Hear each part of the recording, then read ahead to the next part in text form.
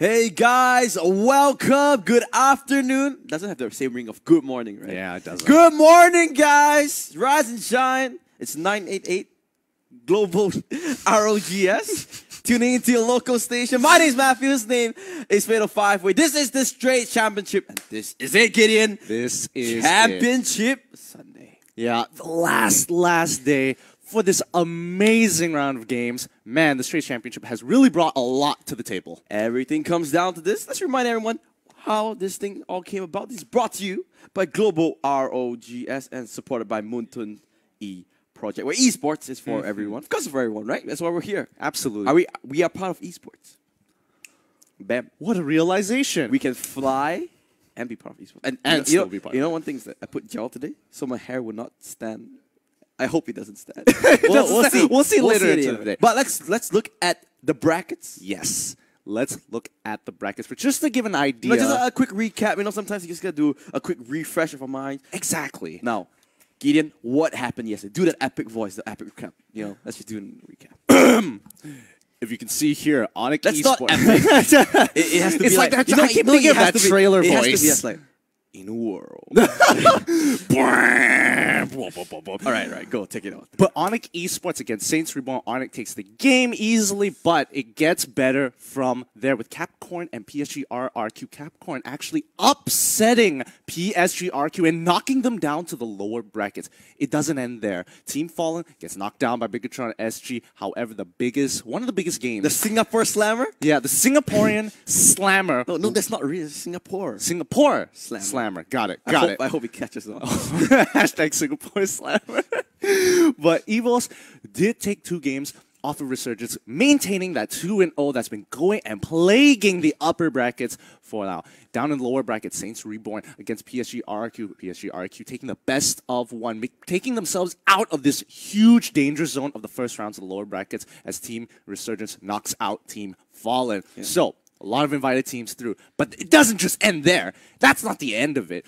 As ONIC esports had to go up against CAPCORN, and you were wondering whether CAPCORN could go through the gauntlet, they did not break ONIC esports just yet. Taking it with the 2-0 as ONIC moves forward, and BIGETRON against EVOS, another big game. 2-0 plague still going around. BIGETRON takes the game. Yep, so for everything, like you said, 2-0. But one more fun fact is today we were starting all our cross-nation games. Oof. Before this, everything was playing with their same nations. You can see on the top side of the brackets, all Indonesian teams. Bottom side of the brackets are all Singaporean teams. Just to remind everyone, this is not intended.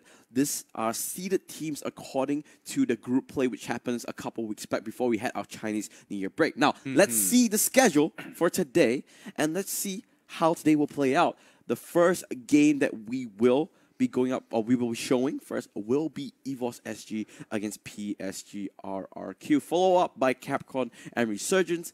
After that, we'll follow up with the upper bracket game, which is ONIC esports and BIGETRON Singapore. And what a kicker already, the first game of the day, EVOS Singapore against PSG-RRQ. I hope these guys are ready to bring their A game, because this could make it or break it for one of these teams. Now let's look at what are these teams playing for and what prizes it's up for grabs, because it's a lot of big money. You can see first place, everyone wants that 5,000 Sing dollar. Second place, not too shabby, 3,000 Sing dollar as well. Third place, 1,008. Fourth place, 1,005. Fifth, sixth, going out with 1,002. And 7 and 8, walking home with 8,000. We already confirmed our 7 and 8 place. It's Saints Reborn from Indonesia, and of course, Team Fallen from Singapore. Now, I gotta ask, now that you know that Team Fallen, Team Saints Reborn, they've been knocked out, who are you rooting for to take this entire competition away? Hashtag no bias, dude. Hashtag no bias? No really? bias. I'm hashtag hella biased, because I am voting for CAPCORN. Only because they're the only team who wasn't invited and are still in this tourney. That's a good fun fact. That's a good fun fact. Yeah, man. I'm banking on them. I'll say this, though. All 6 teams left in the bracket can win this game. Yes. Can win this whole tournament. It depends on who can show up and who just has the better form, better draft. We saw a bit of hiccups in draft yesterday, right? Oh, yeah, absolutely. Maybe not on the team's perspective, from our perspective. Yeah. Maybe it's more of their own way of thinking. But now, with all these cross-nation games, it's going to be much more interesting.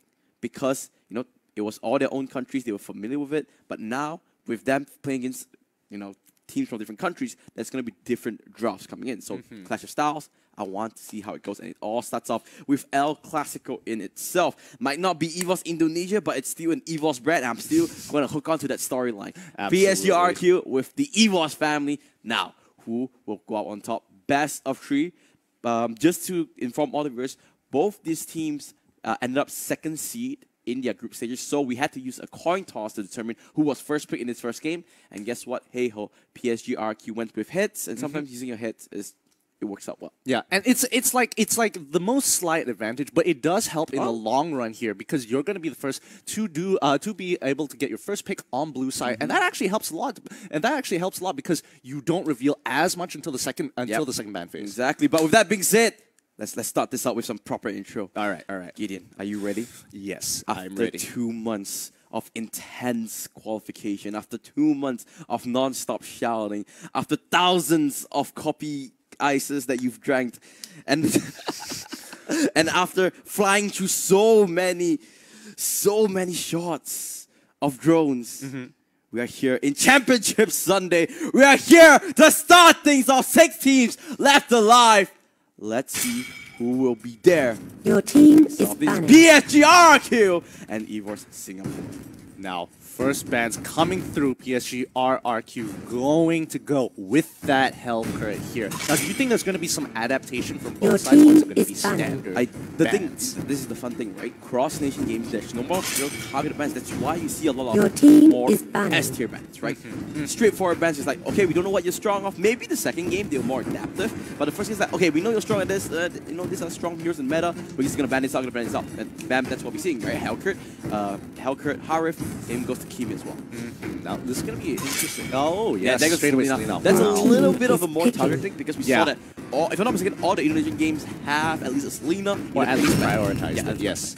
But that's going to be an early game Grok locked in for PSG RRQ. Blue side already benefiting them. Okay, that's the Grok. Looks like they want to go for it. I expect the Kaya to be locked in, or the Akai, one or the other, because there's no more S-tier picks available, right? No more Kimi, Harif to be exact. Oh yeah. I think Cho is a good shout. Very good flex pick as well. That when it comes to the second ban phase as well, at least you can hold up all your you can hold up your cards. You don't have to reveal everything here. That's the beauty of Cho.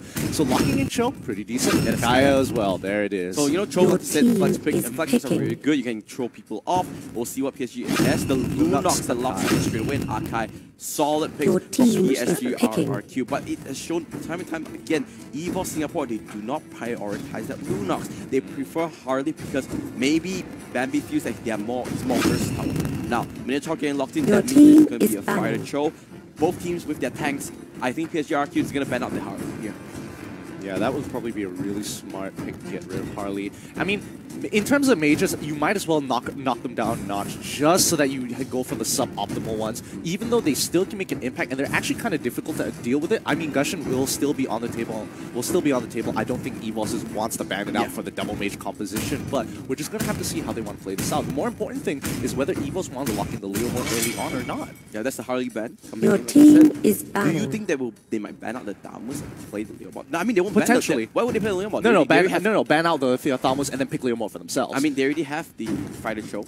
So could be. It could be a double fighter composition if it comes out here. Okay, we have a bit of time. I have this really cool fun fact. If you look at Tuturu's name, that's actually the full name of PSG RQ. It's PSG RQ 02. Because 02 is their sponsor. I just want to say this once because it's a super long name. So the full name of their team is here we go. Paris Saint-Germain, Rex Rickham Kren, Oxygen. It's actually a lot of syllables. Yeah, that's a lot of syllables. I just did, you know what?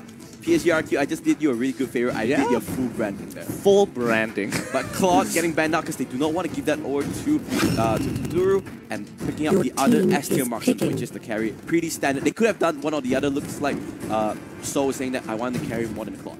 That's true. That is true. PSG RRQ going to be locking in the Thamus as well as the Lancelot. Solid picks. Solid picks. A lot of fighters here. And that Tuturu, I think Tuturu will be playing that Thamus. He has been picked. He picked that yesterday as well. So there is a lot of strong picks. Now, going on. Last one.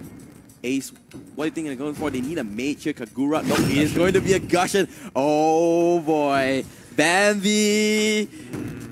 he's gonna pop off. It's gonna be up to him to find these heroes. And we've talked about this before, that Bambi has this what you like to call the X factor. Yeah, the X factor. And I find it very interesting because a lot of their players, they find these windows of opportunity that not a lot of players notice, and you only have a split second to act upon it. And in many cases, somehow EVOS are able to find these windows and capitalize on it so much that it becomes kind of difficult to predict whether or not they're able to really pop off or not. So, okay, both drafts all good. Yeah. Okay, set, all set. It's like, you know, you gotta get set.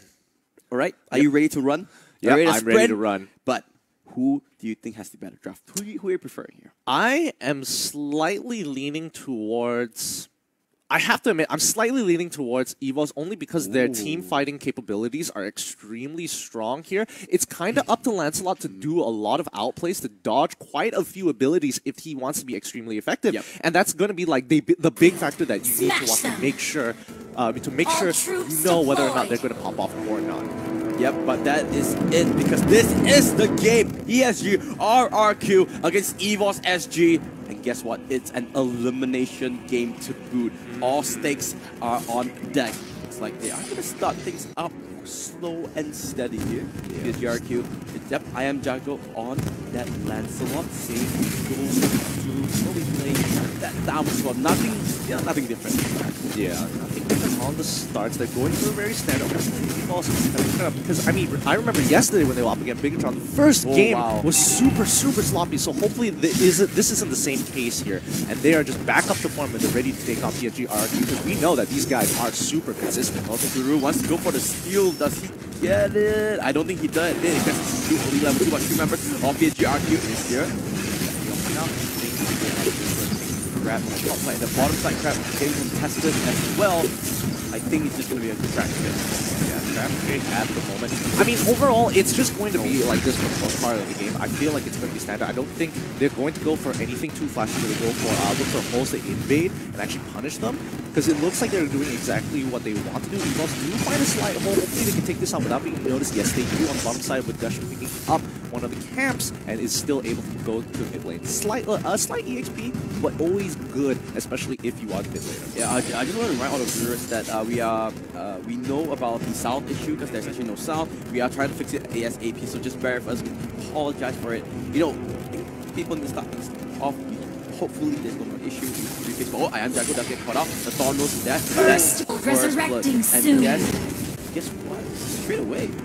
Actually, Potatoes playing with Gushin. Yeah, that's actually kind of different. That gives Bambi a lot of options. Ooh! The flex pick coming through. This is Bambi's show. Yeah, this is Bambi's show. And again, that X Factor might be right here, right now. Oh my god! The flicker, Jig could not knock out. But now they have overstepped their bounds a little bit and they go down 2-2, the kill score. Now, I just got an update. We unfortunately will not be able to fix until after the game. So very much for game 1. By game 2, it will be fixed. No worries about that. But with that being said, let's go back to the game. DGR kill. Got the kills. Looks like they are going to go on. Yeah, I think EVOS was getting a little too flashy there. I mean, the play could have worked if the rotation wasn't there by PSG RRQ. They did assume that one person was there and was not really baiting it out, but very good play by PSG RRQ, making sure that their rotations were clean, making sure they had the backup, and they profited off of it quite a bit. But still, the goal differentials aren't too far apart. 3,500, and you know, one small team fight, maybe one guy getting caught out, that's going to be the difference. But you know what? PSG RRQ, they are a strong team.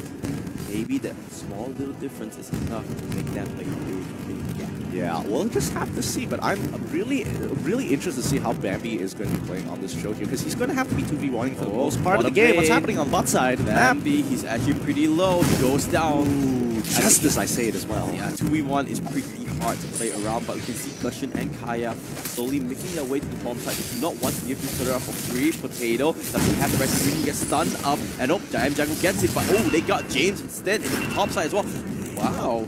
Good trades. RRQ dropping down a couple of members here and there, but they are losing a lot of them. Yeah, but also on the top side of the map, JTL does go down, which, I mean, the moment you lose your support, and as well as the 2v1, especially if you are the carry, there's not too much you can do. But PSG RRQ already down off with a 1,000 gold lead. But if you talk about this, there's a lot of fights here. PSG RRQ, Lemon trying to salvage Ambassador. Here the salt is online. Trying to spam it out. Everyone's really low. Ace, he's super low. He's trying to get away. He should be safe for now. He will be able to walk away.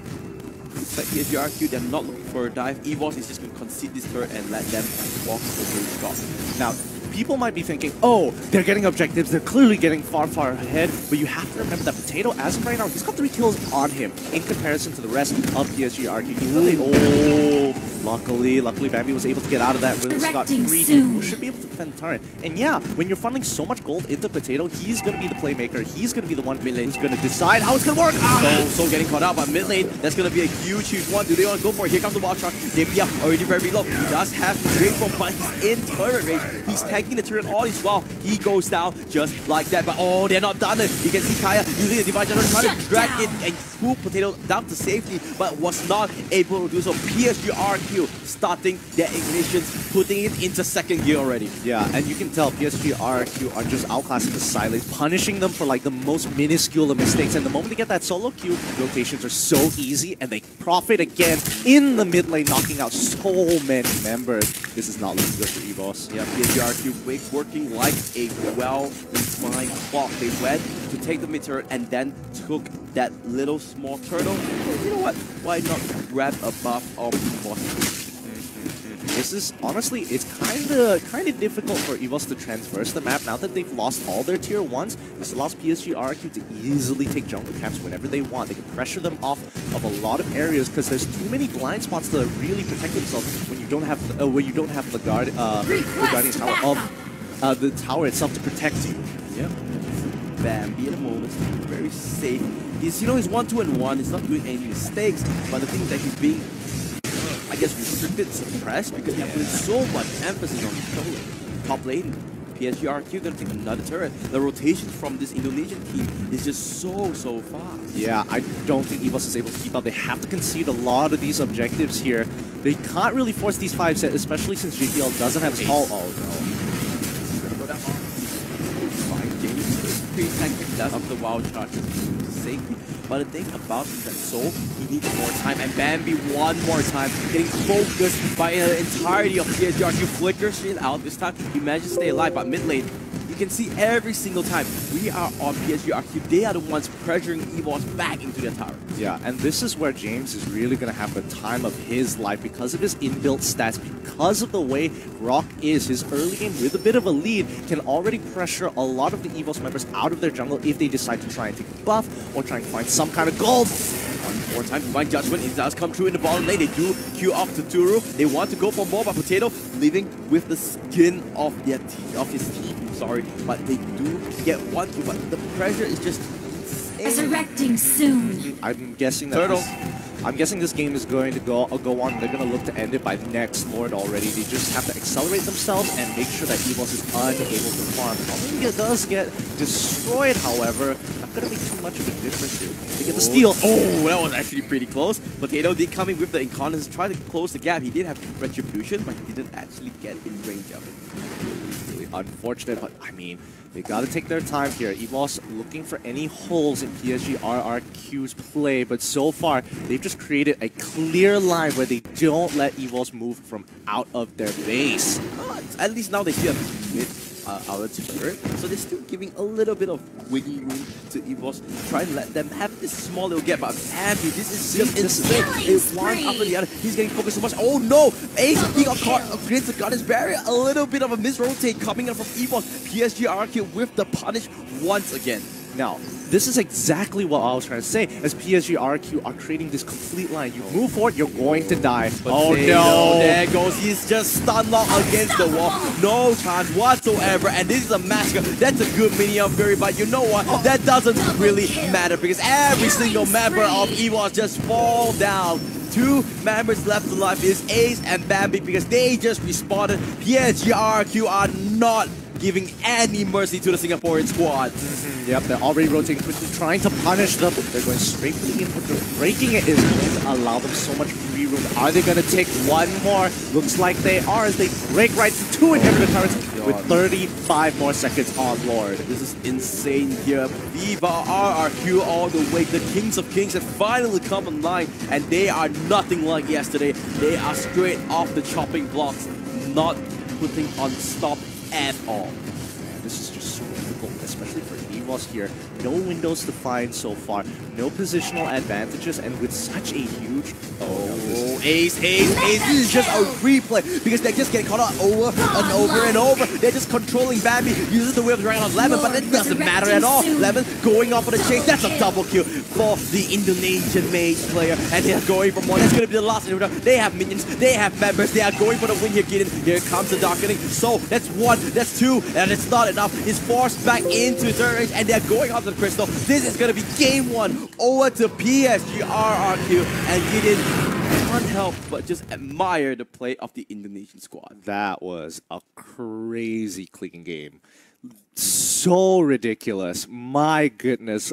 I just the way they play their composition was just so good, and when they had just the slightest advantage, they really pushed for it. The side lanes were just too difficult to actually maintain, and a lot was put onto Potato there because the side lanes couldn't find any advantages. Mid lane had to rotate the side lanes to pick up 1 or 2 kills, but that just wasn't enough. Right, let's look at the end game stats really quickly, just to give a quick recap to see, and let's talk a little bit about the stats here. Very straightforward. Lemon, clearly the MVP. He was insane on that Lunox. Absolutely. And she was just able to go around with the help of her supports of Grok and Akai. And even if they do manage to get away, I Am Jago is there to just clean up house. So difficult to run away. Do you think it's a drafting issue where, you know, EVOS, they let go of the Lunox? Remember, they first double-picked the Cho and the Kaya. They double-tanked instead. And they gave the Lunox away. Do you think they should have picked the Lunox instead? I don't necessarily think that Lunox was exactly the greatest thing in the world for them. I do think that they probably should have rethought about who they were sending into the fighter lane, because okay, you have Thamos. If you get punished in the side lanes, it's gonna be a hard game overall. So the next thing you got to be thinking of is, hey, can we put Cho? If we are gonna flex Cho, can we flex him into the tank side? Well, that's game 1 done and dusted. Really straightforward coming out from the Indonesian squad. Now, questions back onto EVOS. Can they wake up in time? Do you think they should change back their strat? They did try something a little bit different. They put, Bambi on Cho. He's done it before. I remember. I think it was MPL Season 2 playoffs. But it's been a while.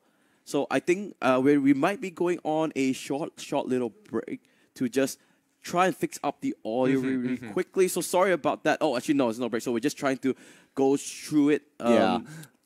I really want to talk. Okay, so in that game, right, you probably look, oh, it's standard, oh, it's normal. There's no way EVOS could have played better. And I think they can. Their side lanes definitely lackluster. JPL got caught out a couple of times.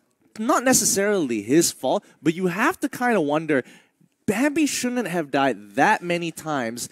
I mean, it's a tomato thing, right? It's like the chicken and the egg, because he was focused so hard. I think even though he was focused so hard, he should always be looking to maintain having his Shunpo up, and there should be a clear line to which he shouldn't follow through. He knows he's going to be 2v1ing in that lane. And a lot of times you see him Shunpo, and he realizes, oh, I am dead. You can clearly see he's trying to back out of these situations with the Jukundo, but the moment he gets caught out, it's over, and that happened 2 to 3 times. That made it so difficult, and once you lose that side lane pressure, at the very least, you need to be able to hold that tier 1. That's the objective for being that split pushing side lane. Yeah, I think so too, but I guess it's hard when you have like 3 members coming over and over again. Bambi, I feel like he had his hands tied a little bit, and Potato did what he could on the Gushing to get a couple of kills here, a couple of there, but they just never had that opportunity. Now, just to give everyone an update, we are having some audio issues. Our production guys are on it, hopefully giving us a little bit of time. We apologize for all these delays and all these issues. Man, we had no problems straight away into the last game, but looks like it's all soft. It is? Well, that just go to means game more 2. games. More games. Maybe not. All right. But game 2 is ready. Game 2 is ready. So let's go to the draft. Let's see if our audio is all good. Let's see it. Ooh, I hear sound. I hear sound. It's good. That's good. All right. Yep. It's all good. Let's go straight into this game. Okay, go back. Let's go onto it. Now, it's actually really serious now because EVOS backs against their walls. They have one more game. They need to come back here. They didn't really look sharp in game 1. So they need to wake up. But Lunox and Cho, respect ban coming out, but Selena left open. PSG RQ, what are they going to ban out here? Let's see. Do they ban out the Grok maybe? Kimmy's still available as well. So looks like EVOS going to get one or the other. I think they should Just straight up ban. Yep. They're going to give Kimmy over. Sorry, just to cut you off there, we just want anyone in chat, can you just inform us if your sound is still buggy? Do you hear any static? Do inform us. Our admin is on the job, you know, all good. It will respond to you. He's pretty active as an admin. Extremely active, so I've heard. So yeah, but Kimmy, I think that's a no-brainer here. Kimmy has been performing so well, and so that's just one of his comp picks. And straight away, PSG RQ, they know Selena and Grok left open. Yeah, and this is just so difficult to deal with, especially with such a strong early game. I mean, these two have just been destroying it. Both Selena and Grok, easily just pushing it from mid lane. Hey, oh, you're doing your jungle. I'm gonna crush you. I like this Lolita pick just to block out all the Selena arrows, and I think this should be a Kaya as well. Maybe an Arkai, one or the other. I feel, or maybe EVOS wants to go back, big throwback and pick an Aldos. No. Going to be the tank first. Going to be the tank here. I feel like PSG RQ probably going to lock in the Kaya for themselves. Would be really useful if they are able to get those picks onto Soul. I'm sorry, but this is a bit funny. I'm just going to highlight this. All right. So I just want to inform everyone, right? Well, the sound issue was because of a Windows update. This is actually one of the funniest. This tops off like the water, the overheating phone thing. The overheating, yeah. You know, this is a true story, right? I remember I had a presentation for our assignment, and you know, like we always bring our own laptops. Yeah. One of my friends actually had this issue where his Windows was updating, and he was just praying, he's like, please update faster, please update faster. And I think it updated for like half a day, and 1 minute before his presentation, his Windows finally decided to open, and he was just like, oh, thank God. Jeez, held up by a Windows update. That is unnecessarily stressful. We just had this throwback. But Aldos getting locked in. This means that they have solid early game and solid late game. Now they're looking for some mid game spike here. I think that is going to be Tuturu's Aldos. He does play a really, really good Aldos, and it's sort of a pseudo marksman in himself. You know, that Soul Steal, which is the first skill, the punch does so much damage. Yeah, and I think their composition is really good. Already in itself has great scaling, great early game. The mid game is going to be what's going to be interesting here, because if one or the other fails, you have a backup plan. So your early game didn't look so well. Your mid game is not going to be as great, but you know that your late game is going to be on par. Wow. So they say, you know what? We're not that good mid game. Let's pick a mid game hero. Yeah. Kagura, the definition of a mid game hero in itself. But Bambi finally getting hands on that coveted little magician. Is going to be Harley. That was a pretty no-brainer. They just want to split push. A very solid comp coming up from EVOS Singapore. Now PSG RQ, they still need a tank to wrap things up. They still have a lot available. What do you think you want to go for? Kaya is still up for grabs, and I think that should be the pick coming in. Yeah, Kaya should be the pick. They didn't bother banning it out. Instead, for EVOS, they wanted to get rid of the Mincetar. Because Kimmy's, they want to make sure that Kimmy doesn't get... No! Wow, okay. Support Saber. Yeah. I'm actually kind of digging this, because the moment he hits level 4, his priority target, he's looking to kill Kimmy. Make sure she does not have a good time. It's going to be Tutorial Saber as well. Oh, this is going to be fun. PSG RQ pulling up all the stops in this last little day that we have in Straits Championship Sunday, and that's how you know that it's going to be a big thing, because the support Saber has come true. Now, I tell you, I'm all Viva RQ. The reason why Viva RQ. I'm not gonna lie, RQ's composition looks like on paper looks really, really good, but it requires a high level of execution.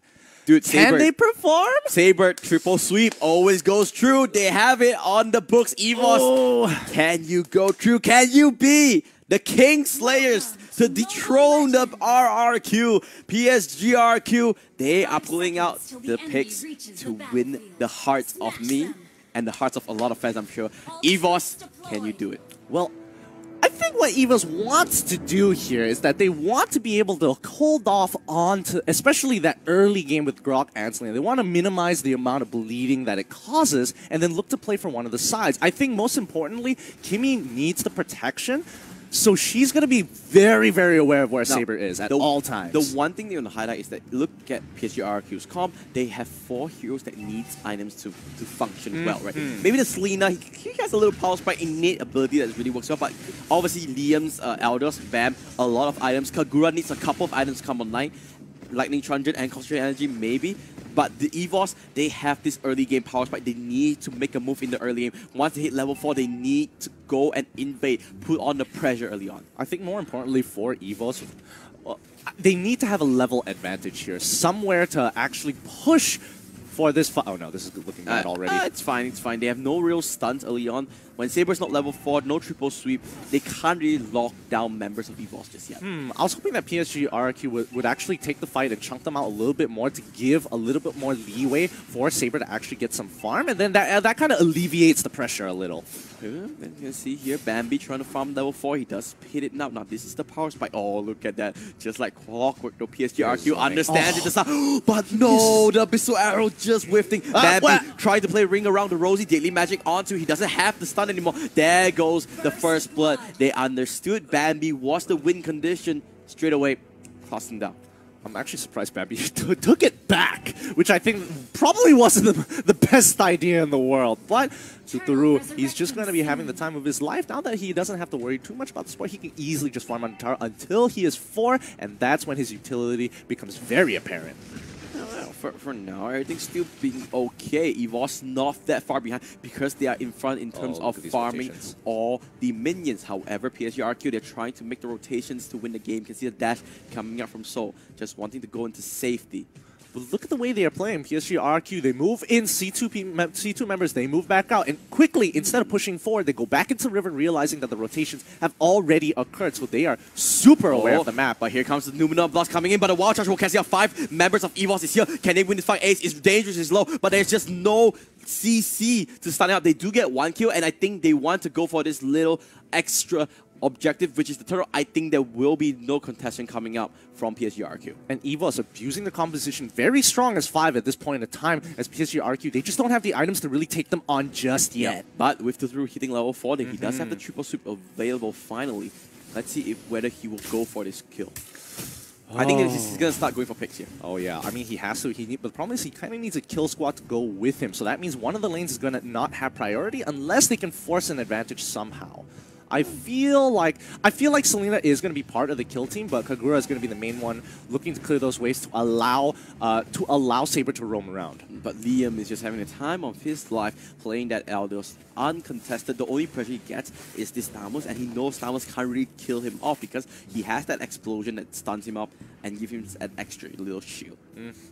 So far, no turrets have gone down just yet. They're 1-1, and the gold is still differentials pretty even. 1K because of the turtle, you know, that's about it. They trade crabs, and I think nothing too much will happen as of yet. I do feel like it's kind of on EVOS. They want to dive. They want to dive on the bottom lane, but thankfully, EVOS Singapore, they read the situation, so they understand that PSG RQ wants to try and force the issue in his bottom lane, so they back off. Yeah, and I really like EVOS's response because they know they don't exactly have the waves either, and with their superior wave clear coming in for EVOS at this point in time, they're pretty happy with just clearing waves, backing off. We're not going to lose anything. We scale still. I think EVOS needs to dive this top lane. Yeah. They need to try and force the issue because they're putting so much pressure in his ball lane. So it looks like here comes though. It's only 2 members, maybe not. They're still trying to force it out. Potato, wait, Potato, you're tanking it out. He didn't know, but he still manages to survive by the skin of his body. The flicker comes through. The Aegis from Ace will keep himself alive. Oh, a little bit of a misstep coming from EVOS. He almost went down, but the bottom turret will be, at least still staying alive on the side of PSG RQ. They managed to keep it alive, and they even got a kill on the side of Bambi. Oh no, and because of that chunk out, they've lost quite a bit of pressure up top side. Aldous is able to break this with the help of Saber. Everything just went wrong for EVOS and PSG RQ. They started their engines, and they are never looking back. Wait, hold on. Is he actually going to go through Aldous? No, he stopped in the last possible second. A great Abyssal Arrow just to stun things off. I Am Jago is there, but JPL for the protection. He does have Hurricane Dance if need be, but no follow-up means no going in for that fight. Oh man, Aldous was so close already. I was getting real nervous. Confidence. Woo! I mean, this is PSG RQ. Yesterday, they were a little bit sloppy. Today, no such thing. At this point, there is no reason to really question PSG RQ. They play so consistently. They play so effectively. I mean, it's hard to say these guys aren't meta setters. Yeah, I mean, they are the MPL Indo winners for a reason. People fear them because of it. All these players, they are idols in their own rights, and they're playing like it. But here comes the arrow. Oof. Almost going. Here comes the ultimate yin yang overturn onto Bambi, but it does connect. And oh my god, the follow-up is just insane. Moonblock is here, but where is the members? Here comes JPL. Hurricane Dash Moonblock by I Am Jungle. They will get one retribution kill, but they're not done yet. Lemon in the vicinity, in the line of fire. He's trying to play ring around the Rosie, but guess what? Potato is here. Where's the leap? Where's the jump? Where's the stun? There goes it. Do they have enough damage? Lemon has the shield, but here comes the snipe. He will get the kill. He almost go for it, but the rest of the fight, EVOS, a great two-match petrify. Hold up a second. Maximum charge! Not enough to get to Turu. Will be able to survive, but EVOS gets the retribution and gets the bite back. But oh, James. They are just trading off everything here. James, is he able to pick up? He's charging it up, running straight through. He wants this. He wants this wild charge into it. So goes down in the hands of Grob. But here comes I Am Jago. He's hungry for the kill, but the stun lands. Here comes Bambi. I think everyone will be able to just walk away for now. But here comes Potato. The fight just never ends. Get it? I Am Jago. The next line of fire. He's so low. He manages to walk away. He's got to stop. Goes for it. James is so tanky. Stun does not land. Potato does have the outer blender come through, and he just bombs onto James and gets the rock down. This is a war of attrition. It's still going on. And finally, Bambi. Finally. Bambi. Turtle Arrow, here comes the takes it. out. Oh no! But here comes the Aegis. Isn't enough. There goes the slam. There goes the dunk. And Liam's not done. He gets a double. Here comes the triple. But he's going for it. Numina Blast. There goes the maximum charge. The stun. Now Liam's the one in trouble. Everyone, this has been gone for so damn long. And finally, it's at the end of it. And it ends out with an even trade. 7-7. So, the arrow lands. The arrow lands. Here comes the wall. But he does have the slide. He manages to go across the wall. That was an insane couple of minutes. Honestly, this is the longest war of attrition we've ever seen. Respawn, come back up, immediate fight, back into the fight, kills again, dies, respawns to live another day, to die. My goodness, look at that. Look at the graph. This game is fitting for the El Clasico title because it is super close. And Ace, you know, in particular, having a really good game on this Lolita, capturing multiple members. Bambi, actually, the one a little bit lackluster at 1-4-2 in terms of his KDA, but the highest experience in the game with level 10 to his name. He's doing what he needs. Well, hopefully we get some time to look at the items, maybe. Yeah, Liam is going to out of the way. So let's look at the items really, really quickly. Athena shield completed. You can see, you know, run me through here. Oh, what? Wait a second. He's going for it. Wait a minute. Oh, Liam. I mean, Saber can't follow up just yet. He needs explosion. Oh, nah, that's not enough. Through didn't want to commit to it just yet. I'm pretty sure he could have actually dashed and gone for the but don't think it's worth it, especially considering how many members have rotated to the mid side of the fight. Even if they pick up the kill, they might get rotated on and lose a little bit more than they want to. Oh my goodness, this game is actually pretty insane.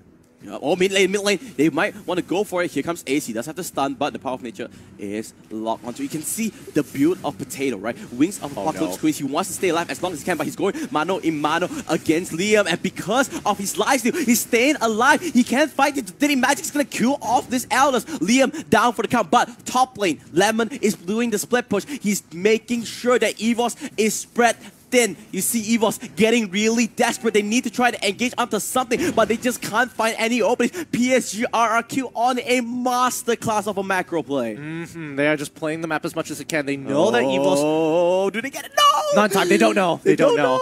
Oh, I think they knew, but they just assumed that they have already recalled. But whew, that was way too close for comfort. But yeah, once again, EVOS are looking for opportunities to actually fight, and PSG RRQ understand they don't necessarily have to fight. They have pressure in side lanes. They are able to punish them for objectives here. And again, you can clearly see 2 to 5 objectives in favor of ultimate time, Jago! He's dead. He's dead. He's maybe live. not. He does have the soul. And no, Lolita's the one there. And now, here comes the fight. Triple sweep after Bambi. He's down, but so he's still free. Here comes Potato on the side. They need to kill off Liam. They need to kill off the Elders. He's the main damage here at the moment. But looks like the fight is just gonna disengage for now.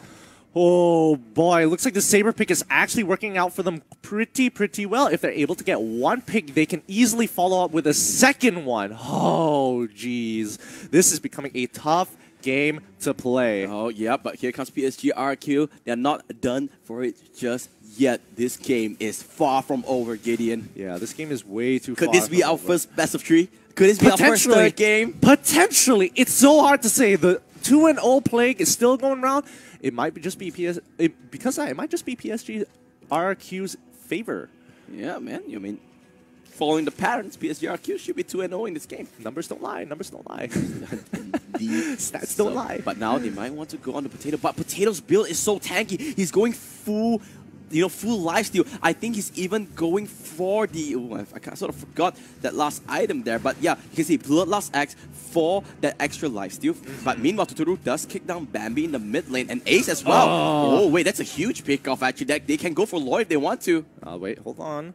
James is in the back line, but he wasn't this is able to perfect. get it. Yeah. Perfect for RQ. Bottom lane, Aldos is pressuring now, and Soul gets focused now. So if he's dead, Soul's dead. They have no carries. They have no carries. EVOS, they need to run tail. They need to back off. They just need to defend. Totoro going for the chase, and Liam pushing down his bottom lane. JPL went down. Potato trying to do the best he can to clear out the minions. He's doing it. He at least stops it from his inhibitor going down, but you can see PSGRQ, they can take anything they want in the map right now. This is such a struggle for EVOS, losing their members, especially when they're trying to rotate to protect Lord. Ends up losing 2 members, and now they've lost a little bit too much. Oh, Potato trying to be the savior for his team. He does have the ultimate. You can see the Lord has been peeled off. They do not want this 50-50. Yeah, I mean, they can't risk it. And plus, some of their members are pretty chunked out. They can't risk it just yet. Yep, no risk. But mid lane, Aldios does pop the explosion. So no risk play. PSGRQ, what they want to do is that lowest risk, highest reward. But it might take some time. And when time is of the essence, EVOS is there to pounce because of marksman and keeping together with a Harley late game, high damage potential. But PSGRQ, they have a trick up their sleeve as well. Oh, Ace no. does get focused down. He's the tank though.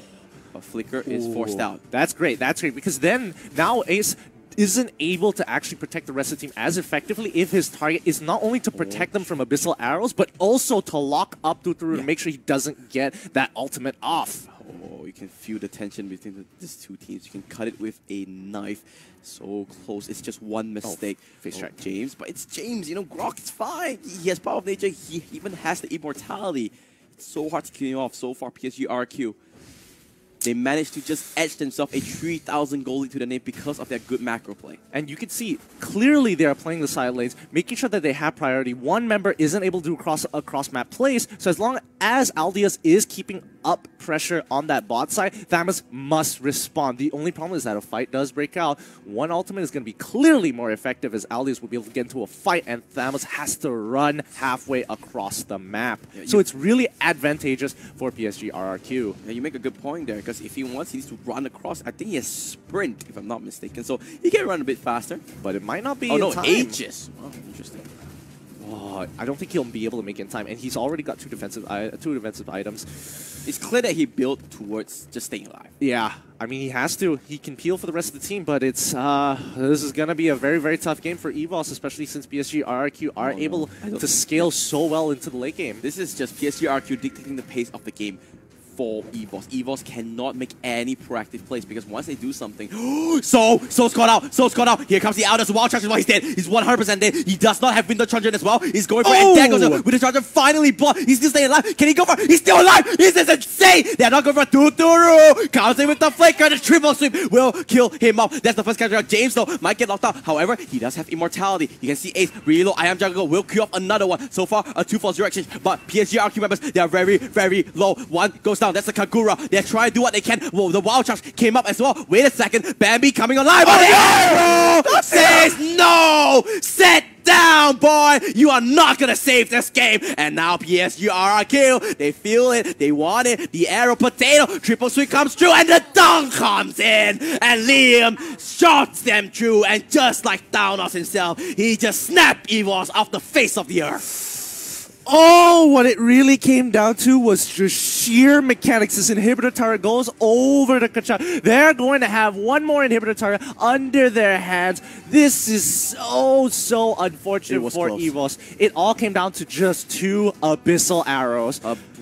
Both teams could have won those fights. You could see Potato, if he did not get focused down, if he had his ultimate just a little bit quicker, he could have 1v3'd that. Potentially, but honestly, for me, they used so many ultimates just to take out Soul. This was Harley's moment. This was Bambi's moment. And in the end, just before he's able to clear up the 2 last members, he gets hit by the most crucial Abyssal Arrow of all to turn the tide of the fight. But you know what? You know what that tells me? This is far from over. They do get an inhibitor, but reaching that 40,000 mark, 40,000 gold mark, I'm sorry. Items, mostly core items are mostly completed. Now you're just focusing some defensive items, trying to stay alive a little bit longer. And I want to see those mechanical outplays. Is it EVOS? Is it PSG, RRQ, RL, Classical? It's in full fruition. Oh, wow. Actually, Ace was in a really good position for a flank. Yeah, potentially, but doesn't have his entire team to back him up. So even if he does decide to go in, he needs to get at least 2 to 3 members. Oh, Liam! If he goes down, this is huge. He needs to be careful. He does have the explosion active, so extra bunch of movement speed. He's down to around 40% health. He's going to feel okay for now, but Lemon. He's playing a very dangerous game, but he's the one that goes aggressive. He forces JPL back for now. Actually, James. Oh, slow. Is he going to pick him up? Is he going to go down? No. Ace there. Comes back to a charge. 1 HP. Are you kidding me? 1 HP. And Eldios pops the ultimate and look at bottom lane. Look at bottom lane. PSG RQ playing this macro game once again. That was so unfortunate for the side of EVOS. That would have been so much. They would have been able to reclaim map control. Had they gotten that, I don't think they would be able to pick this off just yet. They can't. Because their main carry isn't here. Bambi is on the bottom lane. This is so difficult. I mean, at this point in time, I'm pretty sure Kachuk can actually buy a lot of time for the team if he goes into a 1v1 against Potato. Potato is able to duel him, but Kachuk can just sustain through a lot. Oh, no. You talked about sustaining. He just needs to flicker out because he can't go for it. Now, the thing is that Potato is starting to come online in terms of dueling. Maximum charge. I went over to I am Jago there. So the buff comes true. And you can see they're just poking, trying to find a small little stun. And now they find Lemon, but he does have... Oh, he's committing. Umbrella. He's committing here, but a great little outplay. I am Jago, manages to stay alive. They're trying to run tail here. Elder's ultimate comes true. Potato is the main focus. He pops his ultimate. James is alone. James is single out. They can't focus on it, but he doesn't have immortality. So they have to be careful. Sable does not have it. Here comes the Numnon Blast. How many can win?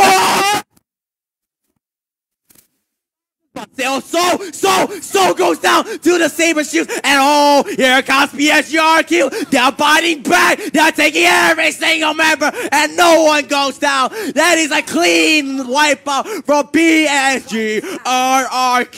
No chance whatsoever, and that is gonna knock down the Singaporean squad. Oh my goodness! It always comes to one friggin' Abyssal Arrow. Oh, that's God. all they've been doing. They've landed the most crucial Abyssal Arrows I've ever seen in my life. No way in hell that EVOS is gonna survive. The crystal falls kindly, and that is PSGRQ walking in to the next phase of the tournament. And the 2-0 play continues to spread. So I guess we found the formula. Win game 1, you win the series. Yep, that's it. Straight up. So it's actually a best of 1. They want to make it's technically a best of 1, but honestly, that was a crazy game. EVOS at the very last stretch found it. They finally found a fight that they could actually easily win. However, critical team members got hit by the most blinding Abyssal Arrows. Let's look at the stats. Let's look at stats straight away. I know our stat man wants to look at stats. Thank you, stat man. Oh man, I'm just... Look at the data, really clear. This is how you play this comp, because 4 members, they are kind of sharing the burden of this, right? They have a Selena, Saber, Aldos, and a Kagura as that, tag team sort of damage dealers, right? It's like you do damage, you back off, you do damage, you wait for your cooldowns. Everyone has that. James was the sole front-line member. You can see the damage taken, 42% on out, James. Yep. They played this composition to perfection. But EVOS, what do you think about that?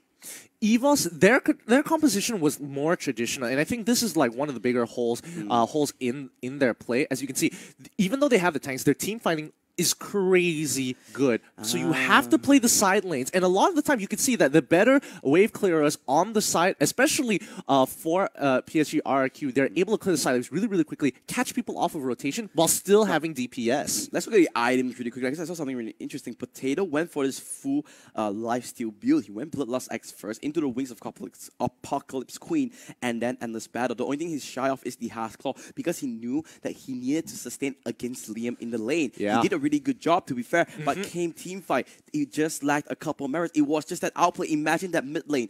If he managed to 1v3 that, it would have been so different. Everyone was so low. It just took a little bit more, but unfortunately, EVOS couldn't find the extra little gap. Yeah, honestly, when it really comes down to it, it was always those last kills that they needed to go to even out the gold. Yep, and I think with that being said, let's look at the updated brackets and see how this game is going to affect the grand scheme of things. And there it is. PSG RQ locking themselves into the next spot, making that gauntlet around from the lower bracket. Who is going to join them? Is it going to be CAPCORN, their fellow compatriots, or is it going to be RSG? Will it be another Singaporean team going in, or will it be an all-Indonesian affair in the top 4? I mean, there's a good possibility, but we have to congratulate EVOS for putting a really good run here. Yeah. The only Singaporean team left is BIGETRON. So can BIGETRON wave the Singaporean flag all themselves, or do they need the help of RSG? We'll see. I mean, one Singaporean team each for the upper and lower bracket. We're just going to have to see how it goes. Next one is going to be this. Let's look at the standings, the updated one. EVOS, they are going to finish in that 5th, 6th position. Means they're going to walk home with 1,200 Sing dollars. Not too shabby. Not too shabby. Yeah. Oh, man, I can't get that. Great game. Great game. I'm just having like flashbacks of every single one of those fights. My goodness, that was a great opportunity to watch. So really, we got to give it up to EVOS here for putting such an amazing fight. Yep. So thank you so much for the participation there, EVOS Singapore. But don't worry, they'll be back. MPL Season 3 is just right around the corner. But we are here. We are all about the Straits Championship. And next up, we have CAPCORN against Resurgence. And you do not want to miss this. 2 teams that have their own unique style. Who is going to come on top? We will find out soon. My name is Matthew. His name is the Fatal 5-Way. Oh, I know him as Gideon. This is the Straits Championship Sunday, brought to you by Global ROGS and Moontoon's E-Project, where esports is for everyone. See you in a bit.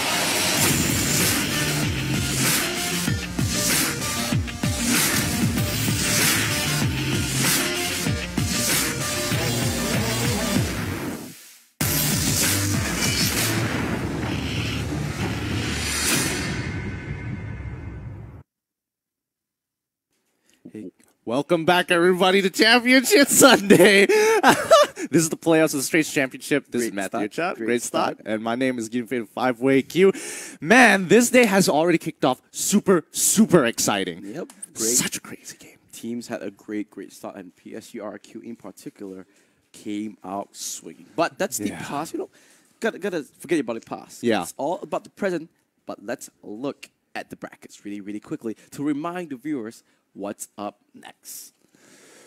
Oh, man. This day has just been crazy. Now, looking at the brackets here, just to give everybody an idea, all the white borders are the games that are going to be played today. So, if you're excited for any of them and you want to watch some of them, here is what you're going to be looking at. But for today's game, it's going to be CAPCORN versus RESURGENCE. CAPCORN from Indonesia, RESURGENCE from Singapore.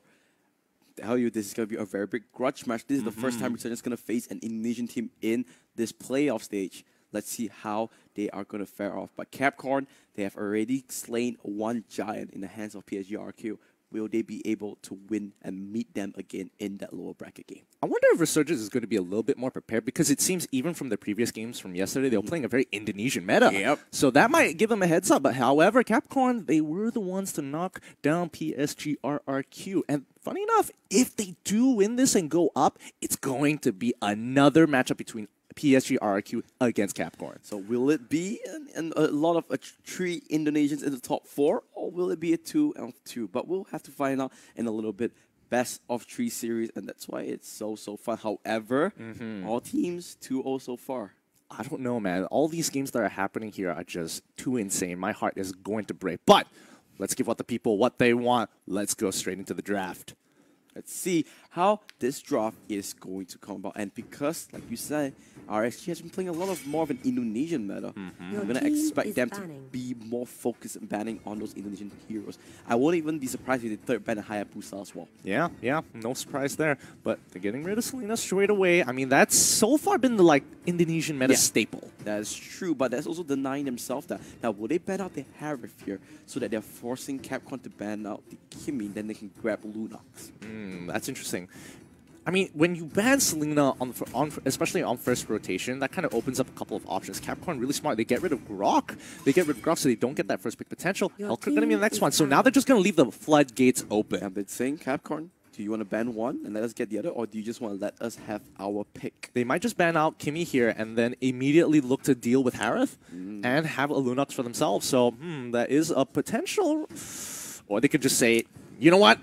Let's open the vaults. I think CAPCORN was the one that banned Gato Kacha, right? They were the team that banned Gato Kacha. So I won't be surprised if they just take that route again.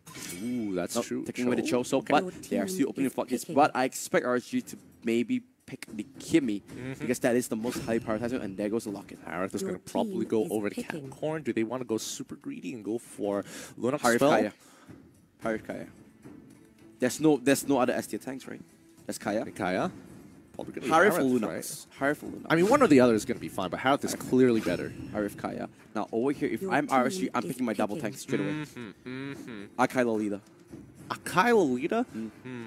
Do they still want to hold up? I mean, CAPCORN did bring out Gore the last time. It's something under consideration. True. It's not something we've seen a lot happen, but it was pretty effective. However, Minstar is still also on the table. Do they want to immediately answer to the Harith? I think Akai is still a little, one tank for sure. Yeah. Oh, they are going for double tanks, okay. But it is going to be the Minotaur Akai. Now, this tells me that they want to team fight and team fight hard. Yeah.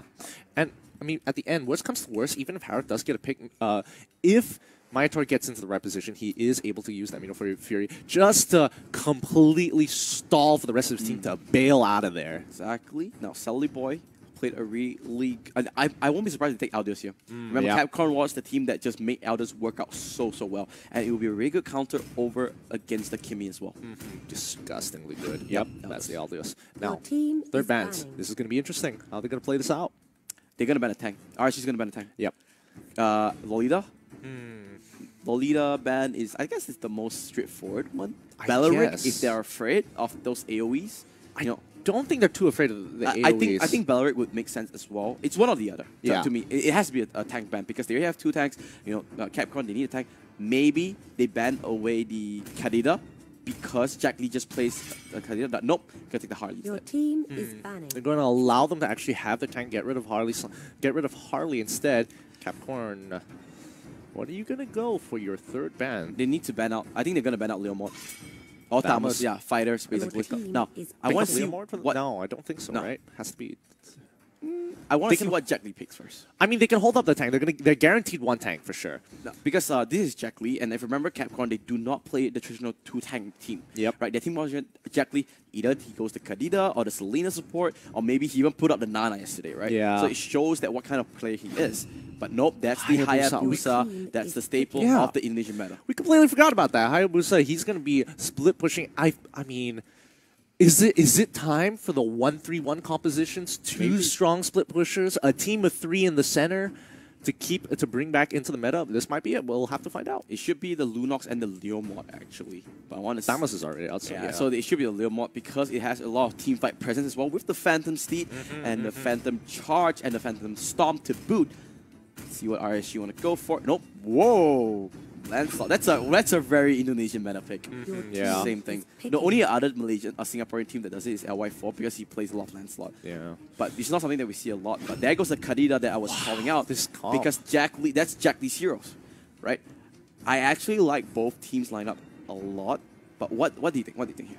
Yeah, I like CAPCORN, and despite how yeah. like out there it is, I feel like the only problem with it is that it requires so much gold in different places. But I think they're both unique compositions. yeah, Resurgence very, very standard here. You know exactly what they want to do. So CAPCORN, they've got more options in terms of skirmishes, but really it's kind of investing in many different baskets. Like, oh, if this person has elite, this is what we're going to do. It's like a huge mind map of options of what they can do to play the game. However, on the side Resurgence, they have a very straightforward game plan. They know exactly what they need to do. There are very strict protocols to what they have to follow. Yeah. Not the same for CAPCORN. I think CAPCORN is more, more chaos play, more Yeah. just like all out there. RSG, discipline, Welcome discipline, to discipline. Mobile Let's see Legends. which style will come on top as we load into the first game. RSG 5 seconds against till CAPCORN. the enemy I reaches love the this battlefield. Indonesia versus Singapore Smash meta fights. It's so great to watch. I mean, it's so adaptive, and it gives you more insight into the game and how it could be played, and it shows diversity. You don't get to see this every day. Yeah, but what I'm really looking for is Godiva, right? But let's look Yeah. at the battle spells really quick. You can see Eldios has the sprint and Purify on both the carries. That's interesting coming up from RSG. Yeah, kind of like that actually. Does give you a lot of options to get out of situations, but I think Whoa, they are Godiva. expecting. Ooh, Close. Just ran out. Just So ran out. this was really smart because they knew Godiva will be starting in the mid lane, so they wanted to try to low him down or even kill him. That's why they put both their carries in the mid side. Yeah, I actually kind of like this. It's a little bit out there, but it really kind of like takes CAPCORN back of, oh, I wasn't expecting this much damage. I'm usually expecting the standard of, hey, you have one support, or your support tank is going to be following one of your carries. This one. Oh, he's trying to beat this out. He got it. He got it. No, Nicely. Azor managed to just clamp it up. So you know what? At least he got a little bit of pressure for his team. I'll be gonna pick up that crab, no problems whatsoever, and expect CAPCORN to take the bottom 1-2. I really like what they did in the early stage. Oh, Good. Puncture comes Ooh. in. Flicker forced out. He needed to flicker. If not, he will get stunned up. But now RSG, they might get baited into this. But no, 4 members of got RSG. priority. Wow. This RSG. is so good. 2 crabs. Yeah, and this is off of their profit of chunking them out in the mid side. So they're too low to actually do this, and they're forced to recall very early on at level 3. So this small microplay has already made quite an impact for Resurgence's early game. But what this means is that they're forced to concede that top side. CAPCORN basically being a free farm on the top side for them. RSG. There goes the there goes the retribution. I'm sorry. Azwa will be level 4 for now. Turtle resurrecting soon. I think that they are prioritizing Turtle here, and that's why Hayabusa didn't actually dedicate himself to the fight. Good. That's stunned up. There, he does get a lot of punishment, but has Gale Force. Maximum charge comes through, tries to search it out, no. and they They do need to protect get Albi. Celeborn. Albi is there, but here comes Godiva. He's not level 4 yet. He does have the sprint. He wants to kill off Albi, but he doesn't have a lot of stacks. Azor doesn't have the Shadow Q anymore. There goes it. He finally wants to try to get a little bit more. Not enough. Dispatch shot will get that Q. Godiva comes through. Do they have enough damage? No, this is so low. Explosion! Gets the stun, gets the dunk as well. That's a good 10 stacks into it. However, Albi will get the retribution. Fights happening all over the map here. They played this really well. Resurgence played this really, really well. And this is kind kind of the problem with Capcorn's composition. They still need some items before they're extremely effective here. Oh, Cat! This is nasty. You are kidding me. That's the wombo combo. The rough waves comes through. Should be clearing off Cat. And here comes Gaudio. Wait a second. It's not done yet. A triple kill comes through. There goes the stun. Aeon. The auto attacks will be enough. He will definitely go down. But that was a think of beauty. Can. That was insane. That's a highlight reel and a half. Oh yeah, that was really, really nasty. Locking them up against the wall. Just what can you do in these situations? But I think CAPCORN, they lost quite a significant amount of gold. They need to make it back, and that's what Azoa is trying to do up top side. Yeah, and can he? Is he gonna go for it? So he does have retribution, so should be no problem. Yeah, gets it, and tries to run away. Lun. Going for the doubt. He does have darkening. He wants to go for it, but the quad shadow comes through. Now, is this an elaborate bait? Here comes Jack Lee. Oh, Azoa, first casualty of the fight. They do get Lun though. And so good. 1 for 1. That was so good there. Azoa willing to sacrifice his life to make sure Lun is guaranteed to die. Oh wait, it's not over. Oh, here comes Selly Boy though on the Harrier. Will he do enough damage? Good play from Aeon. Even gets the crab to boot, but he will go down to the damage of Selly Boy. Man, fights are just happening left, right, and center, but RSG always just edging in front every single time. But to be honest, this is exactly what CAPCORN want to do. They want to take these small skirmishes all across the map to pull Resurgence apart, because Resurgence are really strong together, and CAPCORN hasn't gotten that scaling just yet to become super effective in team fights. And until then, they're going to be happily taking these smaller skirmishes, and they got to stop the bleeding. Yep, you can see very good objective play coming up from RSG. They are just clearing out the turrets and then rotating. Do expect that they will go this bottom lane to just take out that final outer turret. Yeah, usually they'll have one person to split push, and that's going to be the Aldis. He can make these calls. Aeon plays! That's called here. This could be huge. Aeon on the right wave. Their Divine Judgment just locked him out. Now, Lancelot is down. Ken might be in trouble, but he does have the 1,000-pounder. One casualty of the fight so far. Jack Lee can see he has the Breath of the Ocean. Not going to land the knockup, but that's job done for CAPCORN. They get the kill. They want to go for turtle. Yeah, absolutely. Oh, Godiva. He doesn't have the brilliance anymore. Godiva props the sprint. Ooh, one more. One more explosion. He's waiting for it. That's the explosion. That's the stun, and that's the kill. Should have backed off there much sooner. A little overconfident, and that's the thing. He's going on. Oh, he's just getting back. He just wants to get there really fast. He wants to contribute to his team. Hey guys, I'm here. I'm punching. I got this. No, he's gonna wait. He's gonna wait to get stacks. Hey, you know what? A little bit of time difference, no problem. But RSG, the response, going to take this bottom lane. But look at your mini-map. Harif and Kaya making their way here. Oh, Salmon Force did not tag onto Albi. Swan does have the Minion Fury active, but I think he might go down here. Actually, Salad Boy, super low. A great judgment. Locks down Aeon. Oh, Breath of the Ocean. Not going to knock out Swan, but he will be able to walk away. Groot with the flicker. Not going to land onto anything. Didn't have the ultimate. Not really sure why he flickered out there. Only one kill. Still okay for that. Yeah, and despite all the objectives being lost, most of the objectives being lost over from CAPCORN, they haven't gotten the turret just yet. But just the small minor mistakes coming in from Resurgence is really starting to hurt them here. Because CAPCORN, they're okay being lower down. Oh no, wait, hold on. He's gonna make it out. Godiva once again. It's like, okay, this is your stop. Okay, bye. Stop mid lane.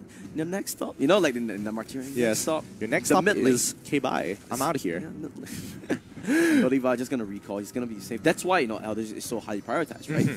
he can do damage. He's safe with that ultimate. He has so much versatility. But RSG not putting their foot off the gas just yet. Yeah, and CAPCORN, they really understand the composition. They don't mind giving up these objectives as long as their goal differentials aren't too far apart, because they know they can eventually scale into this game and really start taking these fights. But again, it's all about how much Resurgence can make them bleed. Good rotations coming up from RSG. Sally Boy, where's the Salmon Force? Knocks onto Albi. They need to kill him off, but the Hurricane Dust will knock him into the turret. Can! That is disgusting. Well played. Great play. But Azoa, being the ninja that he is, trying to look for some stragglers. He's going to go mid lane. Oh, this is insane. He's going to be able to get that mid lane turret, I think. No, Lancelot will be able to match him just there. But I think right now they're clamping down on as much priority as possible. Jack Lee might be in trouble, but uses the ultimate just to get out of there.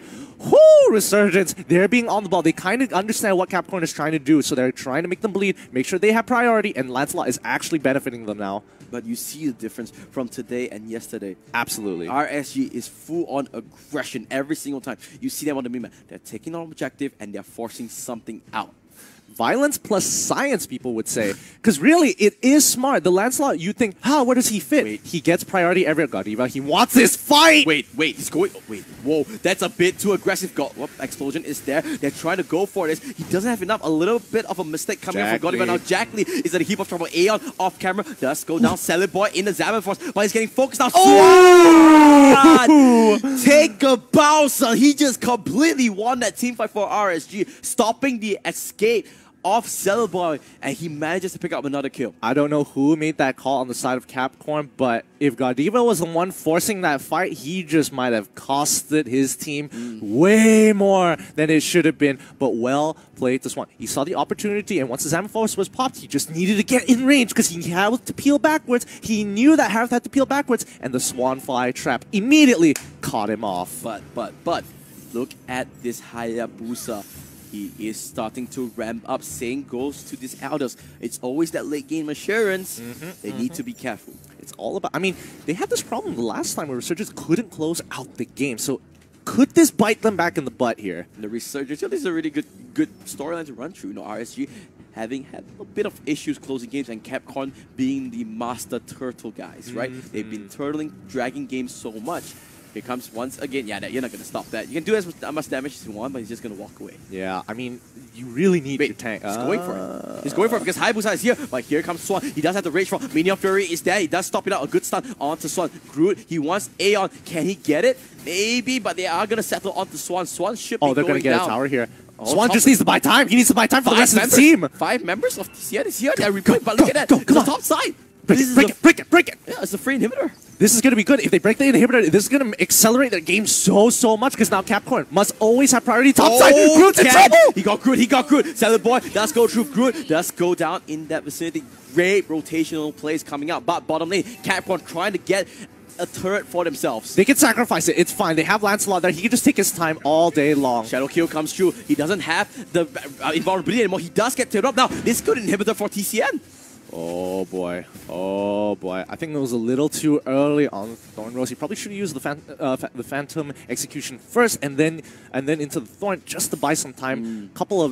Dodge a couple of hits from the Shadow Kill. Still a net win for Resurgence though. Yeah, a huge net win. I mean, they could have easily taken out mid-tier 2, but instead they saw the opportunity, hey, we can take down an inhibitor, and our problem is closing out games. This is going to accelerate us so much. But remember, yesterday CAPCORN had all 3 inhibitors down and they still managed to held on. This game does not know how to say die, and they are still showing a lot of bite, and they see a little hungry magician. Groot flickers into the Divine Judgment. Do they have enough? The knocker comes through. Lord is cashed out and caught out indeed. Are they going to go on to Lord here? This could be a big opportunity. I mean, they just have to buy time here. Buy time, 26 seconds until Lun can come back up and actually affect the fight. They need to zone off their pathways to get to Lord. Chunk them out as much as they can, force them to recall anything to give them some kind of pressure off of Lord. And now, you see Lancelot. He's already gotten pressure down bot side. It's going to slow push into them. They've got a minion advantage, but he's got to be careful because Zoa is extremely deadly. That is dirty. Zoa, he took that little beetle away from Lancelot. It's like taking candy from a baby. Oh, yeah. I mean, it's so easy to do as well with Hayabusa. Yeah. Dash in, came out, I'm out. Yeah, it's like smoothly, bam in, bam out. That's all. He's an RPG character, right? Walks into the house, takes what he needs, walk out. Just casually just steals everything from you. Oh, man. But let's see how CAPCORN want to play this out. They didn't exactly force Lord here. Godiva. Cancel halfway. This time he learned. He's like, yep, okay, I understand. I know. But he is scaling out quite much. 2.5? 2.2. 2.2. Oh, but look at that. Remember, now, without an ultimate on this side, they know that these Aldos cannot join the fight, but they know. Hayabusa comes through. Where's the Shadow Kill? Where's the knock-up? Not going there. Is it going to be enough? It's not enough. Who got it? Lord goes over to Resurgence, but the fight is not going well. Albi is getting focused down. RSG, still a lot of members. Our Swan goes through. However, the carriers of RSG, they're still alive. Swan is just trying to peel off. Albi is left wide open, but CAPCORN, they're just not focusing the right members. Jack Lee, Ocean already buying a little bit of time. Swan gonna stomp onto the mermaid and kill him off. This is a huge win for Resurgence. This is so big. Lord is already walking in. Godiva is caught out! Oh, this is so bad! No chance whatsoever. Getting kited around like a dog. No chance. Gets killed off just like that. And Obby, he's already going to be clearing the waves. They got a huge mid-wave on top of that. They're going to clear tier 2. Hayabusa, he needs to decide whether he wants to... Simon Force onto Albie. Albie's in a heap of trouble, but no, he manages to walk away. They want Swan instead, but Azoa wants to try and run. No, not going for the hunt. They need to figure out how they want to close out this game. Their members are respawning here, and it's a little bit late for Resurgence, so I think Godiva did his job by slowing them down just a little bit. Are they going to break this? Albie? No, they can't. They wouldn't. Jack Lee's there. That's a bit too greedy. They need to back off. Yeah. And all thanks to Godiva just buying a little bit of time. Oh, no! Ken, is that really the target that you want, though? Not really. Salmon Force comes through. Does tag onto Lun. But he's just going to walk away. Oh, Break wow. it. Look at A on the confidence in this landslide. Just went onto the back line. Did his whole combo and get it on out there. Lun does get focused down. He does have the brilliance if need be. Here comes Godiva. Channels his ultimate and once again cancels it. And that's the pressure you want with Lancelot. Their backline needs to be scared. They need to feel that pressure from Lancelot at all times. Even though he is 1-7, he still threatens to basically one-shot the backline. Right, looks like we have a little bit of time to reset a little bit. CAPCORN will be able to just clear out all the minions. What do you think RC is going to do here? Are they just going to wait for the next war, or are they just waiting, taking their buffs, and go for the last push? Honestly, I think at this point, since Resurgence has taken so many of the objectives, they might want to, look to get a pick in the jungle. So they could set up a brush ambush here if somebody decides to face check. That is one possibility. But then again, you gotta remember, you always need pressure. So you set up pressure, you get really, really close to their base in the jungle, and hope that someone face checks it until Lord comes. Okay, looks like we have a little bit of calm before the storm. Everyone just setting up, Swan charging his rage bar, waiting for an opportunity. Out just pops the ultimate, going on to Kimmy. Oh, they know where he is. They actually, oh no, he's committing. He's going for it, and now he's back out. He sprints off. Where's the stun? Doesn't have it. He manages to walk away. Ken gets focused down as well. Swan, where's his rage bar? And there goes his Salmon Force. Swan opens it up, and there's the members. Everyone of CAPCORN going down, and that's gonna be game 1 going over to RSG. And looks like the science plus violence comes up on top. Great play. Coming up from Resurgence, they were much different. Yesterday, they had a really good early game, didn't know how to end it, couldn't team fight. Well, this time it was quite close actually. The Lord almost getting stolen away. Yeah, that was really, really scary. The Phantom Execution actually not even touching Lord, and I thought, oh no, that's it. They're gonna lose it, aren't they? Oh, what a game 1. Let's look at the post-game stats really quickly and see what happened here, and you can see the game of inches. Game of interest. And I really liked what overall what RSG was doing in general, because they were making sure that Azoa was always trying to look for these side waves, and that's what you want to do as Hayabusa. But if you have someone who can match him, and in this case it was going to be Lancelot, Lancelot doesn't want to fight. All he has to do is just clear the wave back out. And he is super, super slippery. If he plays his cards right, Azoa won't have an opportunity to get enough ninjutsu stacks to one-shot him. Yeah, I mean, that's true. Let's look at the items really, really quickly. See the item builds of all this place.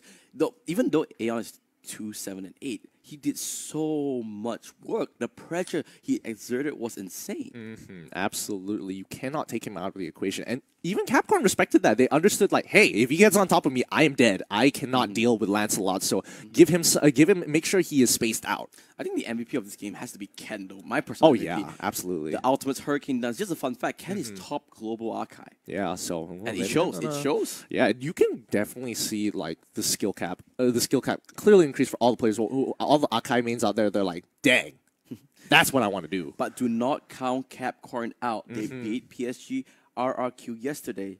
They can do it again. They are 1 game down, but this just becomes, 2 games that they need to win in a row. Yeah, I know. But it's just, considering, the plague that has been going around. The 2-0 The 2-0. Have you had this? Have you gotten some vaccine, the cure? I don't know. Maybe this might be it. Maybe CAPCORN could do it. Maybe CAPCORN has the cure too. We're just going to have to wait and see. But as of right now, do you think CAPCORN need to change up the draft a little bit? Something a little bit more standard here? Because even though they were putting a lot of nests to put eggs in, they couldn't find these profits. They couldn't bank into one person. They couldn't find that advantage. Maybe, the Harif wasn't really that impactful this game, to be honest, right? We expected a more explosive start from it, and that was the issue. They had really good late game assurance with the Hayabusa and the Elders, but the early to mid game, it was all down onto the Harif, and unfortunately, Salad Boy got caught out a lot by a Ken. You can't exactly take everything away from Capcom because they did have very good rotations. And I think that's what's great about the comp, because if they have first rotations, their burst is high enough to knock out a couple of people before the fight even starts. And I think that's what they really wanted to do. They wanted to out-rotate. They knew they could. They benefited off of it once or twice, and then Resurgence just said, hey, this is what their comp does. As long as we communicate and back off at the right times, we can actually etch it out every single time. Yeah, I think so too. But, it's up to Capcom. Right? Yeah. What do they want to do and how they want to adapt? That's the beauty of the Best of 3 series, right? You can go see game 1. Okay, maybe Resurgence, they're doing this strat. Oh, let's adapt. Let's change it out a little bit. But I know for a fact, RSG, they are a team that adapts really well as well. Yeah, you can see very clearly where in the timeline they start adapting their playstyle. They're like, oh, then we made this mistake twice. All right, that's not going to happen anymore. Yeah. You're not going to repeat it. But Capcorn, however, I don't know if they've got something else under their sleeve. If they can draft like this and really, really have opportunities, really good pros, while having some glaring cons, but still are able to pull these compositions off very, very closely here. Because at any point in time, if Resurgence dropped the ball, it would have been game over. Do you think they have anything else up their sleeves? Are they hiding anything else? I mean, this is the time to pull it off, right? Yeah. Backs against the wall, elimination match, 1 game down. You need to pull out all the stops. But let's look at the brackets to just update all our viewers. Maybe we have some new viewers. Let's just do a really quick recap. The first game of the day, we saw PSG RRQ walk into the next round after they beat out EVOS Singapore. Now we're seeing who will join them in that top 4 spot. Resurgence looking to be the one to walk into with PSG RRQ. But don't count out CAPCORN because they have their own style and quality. Yeah, and considering everything here, my back is just itching so much because we're getting really, really close to that grand finals already. Ooh, and the boy. best of 5 grand finals. Woo, it's going to be sweet and fun. Yeah, that's going to be a really nasty game. And by then, by the grand finals, confirmed, no more 2-0 play. No more 2-0. No more. Maybe trio. No, don't be like that. Come on, it's got to break. It's got to break. The vaccine is there. The vaccine is there. We have one last opportunity. Oh, but so far, honestly, compared to a lot of competition, this one has just been like insane. Really, really insane. High-level amounts of play. But with that being said, let's go into game 2. The draft is all set. This time, CAPCORN will be blue side and Resurgence will be the red side. Let's see whether both teams will change up their draft in any kind of way. Well, for CAPCORN, they have the benefit of being blue side, so they do get first pick. Let's see what they do. Straight away, Grok. Straight away, Grok. Kind of interesting. I feel like blue side don't necessarily have to ban out Grok. When you ban out Grok, you're sort of saying that, oh, we have something else to first pick. Okay, all right. That's usually the case. Oh, Hellcurt as well. Yeah, the Indonesian meta does come true once again. They do like to ban out the Hellcurt. Same goes to PSG RRQ. They do ban it out a lot. They're forcing it out of them because Resurgence now have to make a decision. Do we want to deal with Selena? Don't want it. They think Harif. Okay. Because they think they can deal with Harif instead. All right. Looks like Resurgence have really adapted to the Indonesian meta here. Such a big change from last time. Harif going to be first picked by CAPCORN. Boy, one more chance. Can you show up this time around? Should be the Kaya. Should be the Lunox. Quite straightforward picks. Very, very straightforward. Well, they could double tank as well if they wanted to, but I think Lunox is something that they probably want to keep. Lund did a really good job. Maybe they think, hey, CAPCORN already has Harif. They're not going to do it. They're not going to be double mage again. Yeah. Oh boy. Let's just see how they do it. Cho. Okay. Yeah, they're daring it. They're like, yeah, they're not going to pick it. Straight away, double tanks. All right. This is nice. I actually like this a little bit more. Because if CAPCORN does invest into a composition like before, except adding in the Lunox, it just becomes so difficult. Like, there's too much gold investment. And there's just not enough on the map to actually give it up. RSG coming out with a great mind game they'll play. Smart draft. They know that, you know what, Harif has been picked. They're not going to take Lunox. They don't think CAPCORN can play, has that dare in them to pick a double mage comp, and now they pick Lunox themselves. I feel like Resurgence is conditioning them at this point. They're like, all right, you see a couple of picks here, but we'll flash in a couple here and there just to like, hey, by the way, this is still up. You can pick it if you want, but you're still ending up with the exact same comp like in previous games. However, CAPCORN does have the benefit of Cho, who's extremely good at fighting people, a great duelist in the early stages of the game. All right, we'll see how this CAPCORN draft will adapt. I think they'll ban out one of the fighters here. Only going to take out maybe Thamus, maybe Leomod. It's going to be Thamus because Thamus does shut down the Elders quite hard. Yeah, as long as he matches them up in the lane, he will just make sure he doesn't fight. Minotaur would be a good idea. Minotaur, 100% every day of the week. He just brings too much impact to team fights. Might as well get rid of him. Claude or Leomod. One or the other. Yeah, they can hold it up. I feel like Leomord would be pretty good here, and then you can hold up on Claude. Actually, no. It really doesn't matter one or the other. You think there's too many counter picks Whoa! Anyway. They go for the Harley. Okay. Your team is picking. So Harley does, you mentioned this before, that he can fit that pseudo-marksman, like, doesn't necessarily have to build into it, but he does fit the role. And this is Aeon's Harley. He's well known for his Harley play. I remember at the beginning of MPL Season 2, he only could play 2 heroes. He was either Gusion or Harley. He was either or. Ironically, he was still crushing it, though. Well, if you're good at 2, why not? Yeah, and might as well. That's the Kadita pick, and Godiva gonna lock in the Martis here. Interesting. Your team is picking. This is becoming very similar to, I mean, they've decided, all right, we're going to have one tank. That's going to be the Chill. But we still have plenty. I mean, this is like very similar to Big Daddy comp. Whoa, greedy comp coming out from RSG once again. The triple hyper carries. It didn't work out yesterday. Can it work out today? Why not play standard, though? I mean, you know, they got game 1 in the bag. They wanted to try some other strats. It's time to try it. So I guess in this situation that Aeon is going to be looking for these picks while Obby slowly scales into the game. It's seemingly becoming... They at least, to be fair, they have a strong mid-game this time around. Yeah. It was different from yesterday. It was all in on Selena, right? Selena would spill up. That was screw it. But here, they at least have the Lunox. They have the Harley. A little bit more versatility. I agree they have a little bit more versatility, but I think that in the investment of gold-wise, it's... For both teams, it's going to be slower, and I do think CAPCORN does have the better better duelists in the early They stages. have really strong early game with the Kadita, with the Mars, but let's see how things go as CAPCORN has to win this game with their backs against the wall. They need to pull something out of the back. Yeah, they might just have the secret cure to this 2-0 plague that's been going around here at the Street Championship. CAPCORN, they are looking for an early explosive game. Oh yeah, I think straight away. Might as well take as many trades as possible because you will always win most of them. Just don't take a really bad one here. Hello, Godiva. Gotta be careful. Should be fine. They're gonna cut the wave here. Ken gonna play bodyguard for Albi. Meanwhile, on the bottom lane, Lund taking a similar punishment. Can't play against Jacqueline and Azor. You know what? Oh, he's still going very aggressive because he does have Starlight Pulse, gives him a lot of health back, so it's gonna be all fine for now. Wow. Looks like Resurgence didn't exactly change up the strategy too much because previously when they were playing standard, they immediately got both of their carries knowing that CAPCORN was looking to go for these trades. So they didn't do, now that they've changed up their comp, at least they've adapted really well, but they do have priority onto that crab. Yeah, but top lane CAPCORN does have priority as well. So they're just going to trade the crab 1-for-1 for now. Everything should be fine.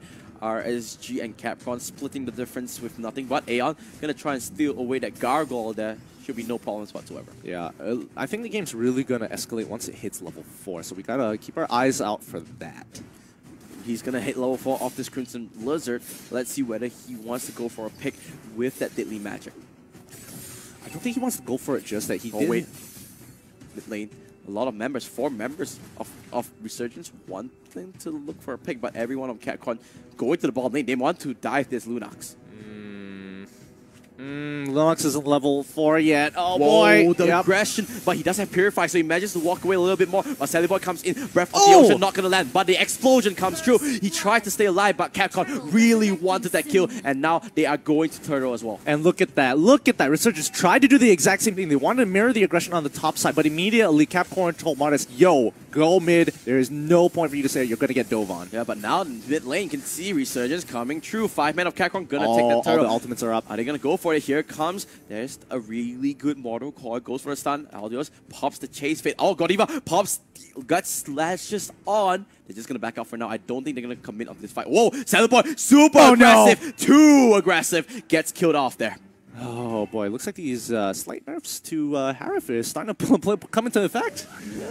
No way he would have gotten out of that had he not been touched. So thank Moonchun for that. All hail Moonchun. You can see just with that pick of RSG straight bang on even on the goalie. Yeah, and it's gonna help Resurgence a lot because now they're not gonna have as much pressure as before until F gets back. First priority on the rotation. Godiva does has the deadly magic on him. You can see straight away they want this top turret, but I don't think they have the minions for it. They need to wait for one more wave, but no problems. It's gonna come in a couple more moves. I think they should. Since they don't have the wave, they should rotate back to mid side again. Oh no. Groot, he wants to try to defend this wave. They gotta back out. He does have the flicker if he wants to go for it. You can see Chase Fate does get popped. Sandy Boys here. Can he land the Zaman Force? Can he go for it? Where's the stun? Zaman Force locks onto Albi, but he stays in the brush. And a great flicker comes through. And now Ken trying to make the big play, but he gets cancelled out by the Chicken Dog. Ken will get killed off here. Great mechanics coming out from Groot. Look, all five. One person kills with 4 assists. Even from across the map, Azoa's like, yeah, assists. Good play. Good play. And I think that's what's really effective about having Azoa on team, because he is able to impact the map regardless with that Shade Fate. Only just to like monitor, okay, where are the rotations, where can we exit, where are our points of contention. And I think with that vision alone, it already makes such a difference. Mid lane, they're coming through. Can see they're camping here. Kaya together with Aeon. Waiting in. They're just waiting for them to rotate down. And it looks like Groot is the one to make the move, but they don't find anyone. They see Aeon, no Jikundo. Oh, quick fingers there. But now they are the ones that get clumped up. There goes the we have the Dragon. Swan will go down first. Can RSG find anything out? Us going into South Aeon. One more hit. Explosion. Where's the stun? He goes back into his little hat, but Harif is there for the wait. Here comes it. RSG in a really tough spot. Ken goes down as well. Lund does have the brilliance. Where's the knockup? Where's the breath of the ocean? There it is. He goes to the north side, but he gets in the waiting hands of Azoa. They will get every single objective. I'll be trying to save something by getting this top turret. Yeah, and I'm not so sure. I think he's going to be able to take this turn, but no rotations are being made to cut his exits off, so he should come out of this scot-free. However, CAPCORN taking a really great fight, and Resurgence, though a little bit eager there, aren't able to keep up with Azoa coming in from the back. Azoa coming in with a chance of fate. Swan. Oh no! Great play. This is it. That was a huge, but can stay alive. He does have the dashes. The chronic dash is coming through. No. Issue, but Ken gets too fast. Hurricane dance. He pushes everyone back. He gets one. The rough waves comes through just for the invulnerability. Swan, will he go down? The Guild Force is there. He will go down. But here comes the great ultimate from the Elders. They want to continue this fight. Godiva wins with the Decimate. He comes through, but Albi will kill off that Martis. 2 for 2 trade. 2 for 2. Wow, Ken was one speedy boy as he runs right past him, get to the back line, and immediately pushes him back into the team. Unfortunately, really, really good play by Jack Lee, setting up the rest of the team to actually follow up, catch them off, and able to get a return kill. Azoa, he's stacking up all those creeps. Resurgence needs to keep an eye on this. This could be our first Game 3 series in this whole tournament. CAPCORN, 2,000 gold lead to their name. Yeah, I mean Resurgence, even though they have some... Oh, are they actually gonna pull my this off? god, Ken, he tries to go for it. Groot will go down, but Zaman Force come in. Can they get any retribution? Ken should be going down. Great Decimate on the Godiva. He gets the speed boost. Why not another Martis coming online? Yeah, immediately you saw two people in Albi and Swan. They wanted, considered actually. Oh no, he's gonna commit. He's going to commit on the great flicker comes through, but the flicker for follow-up on Azoa. Great Divine Judgment pulls him to safety. Swan might just have paid on his own life, but no, a great disengage coming through. Godiva will be able to survive from the deadly magic. I feel yes is the answer, but he managed to kill off that bottom turret on the side of Resurgence. That CAPCORN trying to slowly claw their way back to a bigger lead. Resurgence, great team play there actually. That Divine Judgment was all he needed to lock up Azoa and make sure Albi comes off. Because if he dies there, they lose a lot of pressure and a lot of time to actually farm. So Albi's going to be slowed down even more than he is. Can he get Godiva getting a full chunk of the poker trade? He tries to go a little bit more. I think he manages to survive from that. Not enough damage from the burst. Yes, indeed. Let's look at the items a little bit here, Gideon, and see who has the Athena shield. Count Athena shield so far. Only one of both teams. It's not going to be enough. It's really not going to be enough with so much magic damage coming from both sides. Oh, this might be a... Divine Judgment onto the Cho that might not be the one. Jack Lee, Breath of the Ocean, heads onto an Albi, poofs off, gets deleted off the map. Oh, now this is a really bad spot for RSG, though. They are in the map off the jungle. They're trying to run away, but Lun, great play. Azoa finally comes through. Where's the knockout? Breath of the Ocean with a great knockout. He's trying to run away. Azoa with the last all attack. Aeon comes through, trying to do as much damage as possible. A very even fight, a 3-for-3 at the end of it. Oh my goodness, Lun played that so well. Did you see what he did? He was able to slowly bring up to get to his brilliance first. He knew the Xamon Force needed to come down before, and once it's off cooldown, immediately switch over to darkness and start chunking people out. The only problem was the positioning was slightly off, so he couldn't get more targets and more damage off when he had the darkness off. But oh, that was so well done. Yep, you can see now. Even though the goalie is with CAPCORN, Resurgence is saying we don't care about the goalie. We can still fight, you mate. So I don't think they use the word mate though. No, it's not a real Singapore slang. Nah. Oh boy, this is gonna be a tough game. CAPCORN already pushing in. I don't think they're gonna take this fight just yet. They know that Ken's just kind of like a mediocre target. They want the big fishes. Oh, they're going for carry. Albi, there goes the beeline. Oh no, the team isn't rotating the right way. Rushing onto the top side. Albi with the flicker. Xamon Force as well. He's gonna queue off the carry. That's one Swan. Can he stay alive? He's trying his best. However, with 5 members there, he can't really do much. Here comes Ken. Can he find out group? But only 2 members of RSG here. They need to back off. They can't fight this. Godiva with the flag. A great hurricane dance comes through. Breath of the Ocean comes in. A great kill, but every single member of Resurgence just goes down. Aeon doing what he can with the split push. Yeah, and Resurgence make a mistake. They were rotating the bot side. They needed to match. Oh. They needed to. Jack Lee. Oh no, Jack's going down, isn't he? He's dead 100%. But can Aeon stay alive? Xamon Force doesn't catch us onto him. He just has to rinse and repeat this process. Silly boy, he's going mano in mano. Aeon's dead. Unless he can juke this off, Chronic Vision, not enough. But it buys enough time, and he reset the Lord. Great work from there from Aeon. Manages to keep his team in the game. Woo! That Lord would have been so big for CAPCORN. That's well played by Aeon, knocking off 1 member. Oh, this is going to be a tough game, but so far Resurgence still holding on, fingers at the cliff. They're not letting go. They're not going to fall to their dooms just yet. Like, oh no, you can kick me, you can push me, though I'm not going to fall. Yeah. Oh man, just off of 1 slight mistake. I mean, right now Resurgence just needs to match the rotations of CAPCORN every single time. But vision is going to be a problem.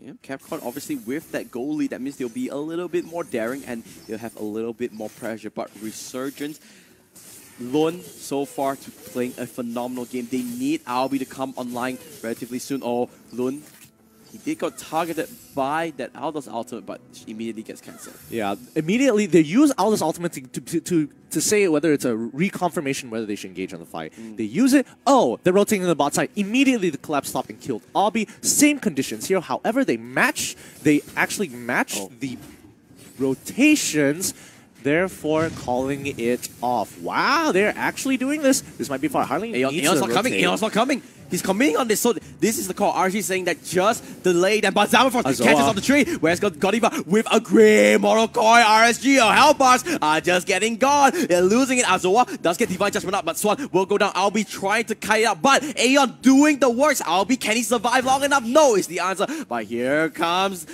Chase Fate. Lorne trying to do what he can. Let's look at Aeon. Aeon gets focused on. Aeon going down as well. Here comes the Deadly Magic, but I don't think he can kill off anyone. And Lorne as well off map. That's going to be a team wipe on the hands of CAPCORN. They didn't check 1 brush, and Azoa catches 3 people out. They were not expecting that Lord going over to CAPCORN. It's looking more like it that CAPCORN have the experience and have the skill set to break this 2-0 play. Yeah, they want to break it out and want to force it into a game tree, but RSG are not going to let them do it so easily.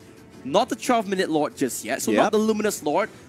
I wonder if they could have waited a little bit longer, but you don't have the luxury, because if 12 minutes they started now, everyone will be out by now. So I think it's a much safer play to just start Lord straight away. Yeah, so they're going to be looking to actually try and profit off of this. They are down in 1 tower. They could accelerate themselves even more. They have a 7k goalie, which means they're going to hit their item power spikes first. Sully Boy with the Lightning Plunger. Ah, there it is. Root does get focused out. Hurricane Nuts. Oh, didn't find the angle.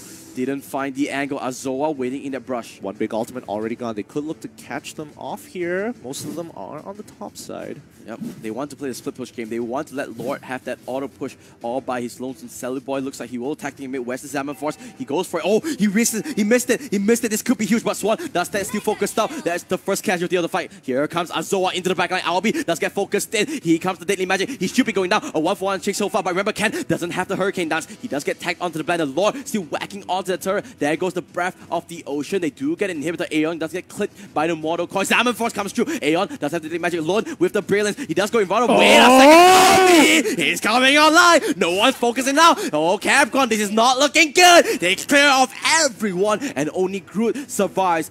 RSG hanging on by a thread. Oh my goodness, CAPCORN. It looked like CAPCORN had a really good fight that they chunked it out. They broke all the major ultimates, but Obby was there to save the day. Let's double check the items right now. I'm pretty sure he's already made, he's already got 3 items. He needs Wind of Nature right now.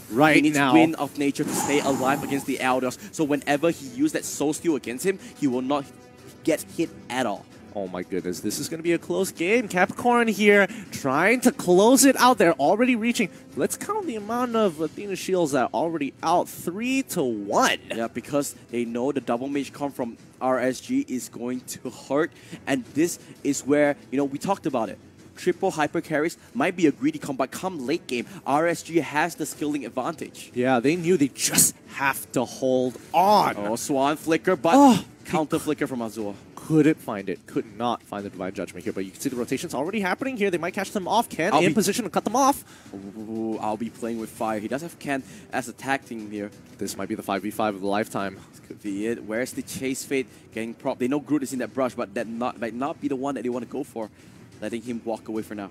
Yeah, again, they need to go back into the lanes, get the side lane pressure once more. Wait, what? Ken? He uses Hurricane Dance. That's a huge cooldown, and they're going for Albi. They're going for Albi. They straight away cancel, but Lun is the focus. He's going for it. They're chasing here, Capcom, and going all the way to the backline. Brilliance does get popped. Where is Albi? Look at him. Carry still staying alive. Azor getting a lot of punish. Hurricane Dance comes through, and Albi, Albi Ken goes down. First casualty for Albi, still staying alive though. 1-for-1 exchange, and now the carries come through. Harif does get killed now, but Albi comes through as well. In live, Godiva, 2v1. Both of the Magic players still alive on the side of RSG. And now Aeon going hunting. He knows, the mind games is there. The clip comes through. Where's the Deadly Magic? He's dead 100%. Oh, he's using it. He's going to live a little bit longer, but now it's over. He's dead 100%. And that's a team white coming out from CAPCORN. Obby clutching it out. He was able to pump enough damage into CAPCORN to make the difference. He knew he was going down. That's it. That is it. Everything you know before this, put it out. Throw it out because it is even Stevens. Oh my goodness. This is a great game to watch. Call your friends because this is the game that you should be watching right now as CAPCORN are struggling to end this game. Even though they've got one inhibitor turret down, they are looking to crush it. And remember, that was with a mistake too. Ken popped his ultimate preemptively. I'm not really sure for what. But now, with all those teamfight elements available, this could be much easier for Resurgence. And remember, they have that triple hyper carry composition. This is where it comes online. 60 minutes in, RSG is in the driver's position to win this game. And see, here's the problem. Right now they've got a priority of list for CAPCORN, for Resurgence. Who needs to go down first? Obby, #1, needs to go down first. Then Lun. But the problem is Aeon could be... Oh no. This might be... Stepping in, Aeon. He's waiting for the poker trick to finish. Oh my god. That was really creeping. Yep. The stalking. Here comes Chase Fate. He's going on to Albi. He's Albi, them out. Does he They're going to collapse. They're going to collapse. He wants to go for it. He pulls all that, but Ken's the one in trouble now. Ken's the one that needs to back off. He goes down. He does have immortality. Look at that. Look on your minion really quickly. He does have the Hurricane Dance. He cancels it. 1,000-pounder. Run, my friend. It's not enough. He will definitely go down, I think. But look at your bottom side of the map. Aeon playing a split push game, and they are going to concede Lord here. They have to. I mean, honestly, just losing one person, they can defend against Lord. They're coming in. No. Lord down to 40% health. Where is it? There goes the kick. Swan does get focused on Lord gets focused in. They're not onto Lord anymore. They're going to focus on they can get a steal. Can it get the steal? Can it get it? They're so low. And here comes RSG. No steal. But now, CAPCORN, they're getting focused on. CAPCORN losing members left, right, and center. But Alvi still staying alive. Where's the Stun. Albi, can you be the hero? He's trying to kite it out. Phantom Step. He does have his ultimate alive. He's going. The stun doesn't lock him out. They're still trying to cut away. But remember, Lord went over to Capcom. Godiva trying to do what he can, but Albi playing the hero, playing the game of his life, kiting it out and surviving. Check out his items. Does he have it? Does he have that Winds of Nature? I don't think he has Wind of Nature, correct? Because if he had the Wind of Nature, he would just melt them. Yeah, he would have. He just bought it. I think he just bought it. Because I'm pretty sure he was supposed to get hit by one of the Ashura's auras there. Oh my goodness, he is really clutching it out. Both teams are just holding on to whatever they have left, and CAPCORN needs to end this game. But now they can't, because they don't have the priority. They're gonna waste out the Lord. The most they get from this is that that buffed minions. Yep. And now RSG 5-man strong. They are feeling it. Albi has the Wind of Nature, but if they face check this could be huge. Fortunately, Ken has been playing a little bit of a lackluster game compared to game 1. He was just making plays left, right, and center. This time around, getting caught a lot of times and misusing his ultimate too. I mean, his ultimate is going to be really key to winning this game because he can disrupt so much, especially from Sully Boy. If he keeps getting hit by the Hurricane Dance, it's just going to slow him down from getting more damage onto the table. But you can see clearing waves is just an easy task for Resurgence because they have so much wave clear. You can see, oh, Swan got caught out. This could be huge. Do they want to go for it? No, it's the answer. Sally Boy focusing it out. Here comes Jack Lee. He goes for it. Oh, Divine Judgment is wasted. Swan gets focused in Ken. They can fight! They get Sally Boy. That's the first catcher they didn't fight. Groot tries to go for it. The way of the dragon is there. But oh no, Capcom, their focus is all around. They wasted it. They wasted everything. And now they need to run tail. But Swan hits the Ring of Order. They go for it. Jack Lee wasted a 5-man petrify just to disengage. That's a great play. Does it stop it though? Aeon, he needs to be careful. He can't face check. Great play from the Kadita just to stop it up. But oh, Aeon trying to go for it. But there's a lot of members of RSG. Albi has entered the building and the horde is starting to come. Ken comes in with the Hurricane that's gonna lock up Azoa, gonna kite it out, and gonna take him down. Somebody has to get priority elsewhere. They're gonna split off. Aeon's gonna split off into the side. He can clear waves really quick. Godiva. He's cutting the wave. He's cutting the wave. This is so smart. But he's gonna pay for his own life. I think at this point, it really doesn't matter. He needs to just slow the game down. Don't let them get any objectives so they can set them up again. That's it. But that is 50 seconds without your Martis. They do have a wave in that bottom side, but looks like they're just going to reset the game for now. They can hold out for a good 30 seconds until the next wave comes out. They have their members coming back up real slow, but it's going to be enough time thanks to that play by Godiva. Oh, this game couldn't get any more exciting. All right, we have to take a little bit of a calmer approach because RSG looks like they're gonna pull through slowly but surely. Yeah, they have to play it slow. Really good catches here and there, but now that Albi is really coming online, it's becoming very much of a struggle for CAPCORN to finish him off in a lot of these situations. No. Here comes a solid boy.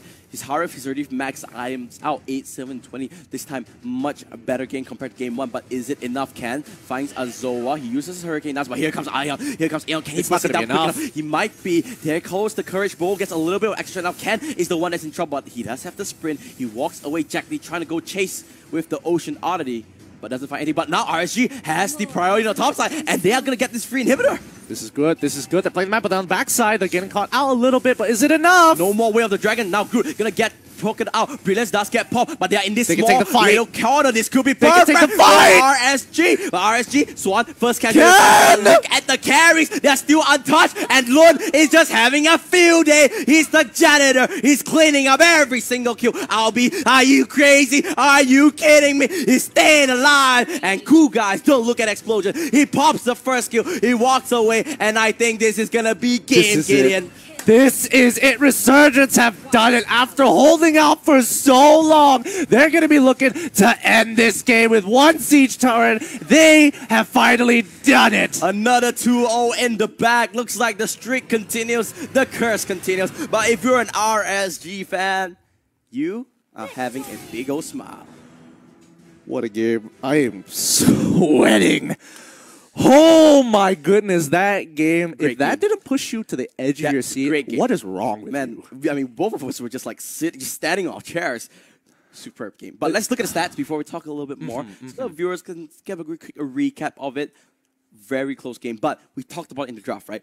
3 carries, very, very greedy. They needed to hold out to at least the 12-minute mark. They did so, and from then on, you could see, if you could look at the goal graph really, really quickly, you can see that turn of events that just happens at the end of it. Just at the end, so minuscule, but just enough to end the game. Look at that. The experience as well. I just want to pull it up. You can see there's the gap that comes through. Actually, the experience was all in the hands of CAPCORN all this while. Yeah, I mean, they were, honestly, CAPCORN were crushing it from early game to mid game, and just some of these trades that were happening in the transition between mid and late, my goodness. Let's look at the items before we go to the brackets. I just want to see what was the item boot of Aldios here. Pretty standard. He went for the Courage Bulwark instead, so he tried to be a little bit more of a team player instead of going for a more aggressive build. Yeah, maybe that's the issue. Maybe that's why he didn't have enough damage. But great play from RSG. Unfortunately, Ken and Swan got caught out a little bit. Here and there, but in the end, it's still pulled through. They were still able to manage their team. Honestly, I kind of have to give it.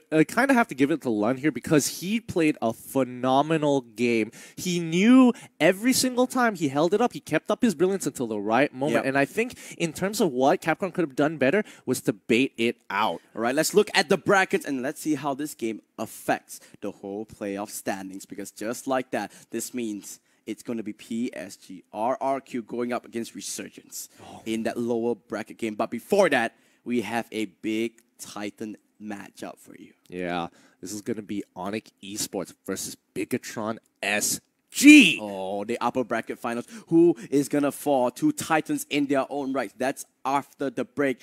But you can see now, top 4, 2 Singaporeans, 2 Indonesians. Oh my goodness. But we cannot forget Fallen Brethren, who have been knocked out of the tournament. We have to give it to RRQ for putting up a great... CAPCORN. Oh, sorry, CAPCORN.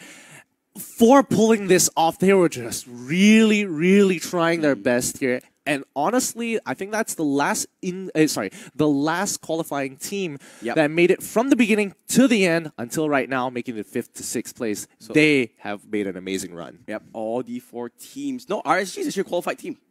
Oh, yes, they are a qualified team, too. Yeah, RSG is a qualified team. You forgot about that. Yeah, completely forgot. So they are the best qualified team. And how far can they go? We'll find out. But before that, we have to go on a short break. What a day so far. And it's just going to get even bloodier. My name is Matthew. His name is Fatal58. Thank you so much for watching. This is the Straits Championship brought to you by Global RSGS and supported by Muntun's E-Project, where esports is for everyone. We will see you in a bit.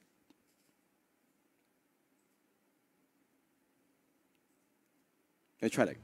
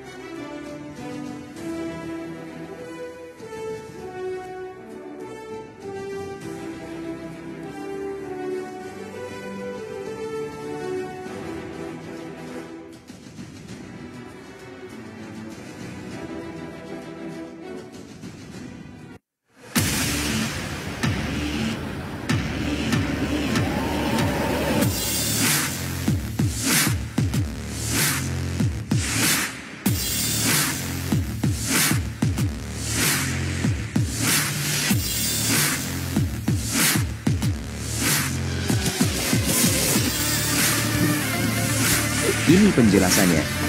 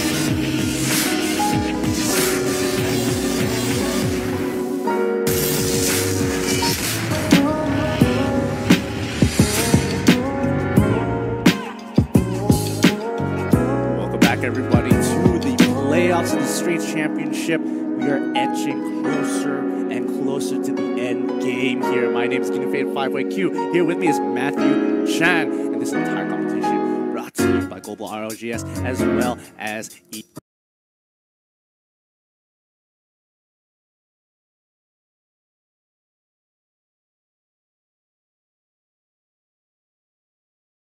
project, Moontoon's E project, and this is one heck of a tournament, man. Because it's the most etching games, the thing that brings you so close to a cliff, and you have that adrenaline rush, that pressure. Everything is on the line for these teams. We just saw RSG close out the game against CAPCORN 2-0, but now we are back to the upper bracket action.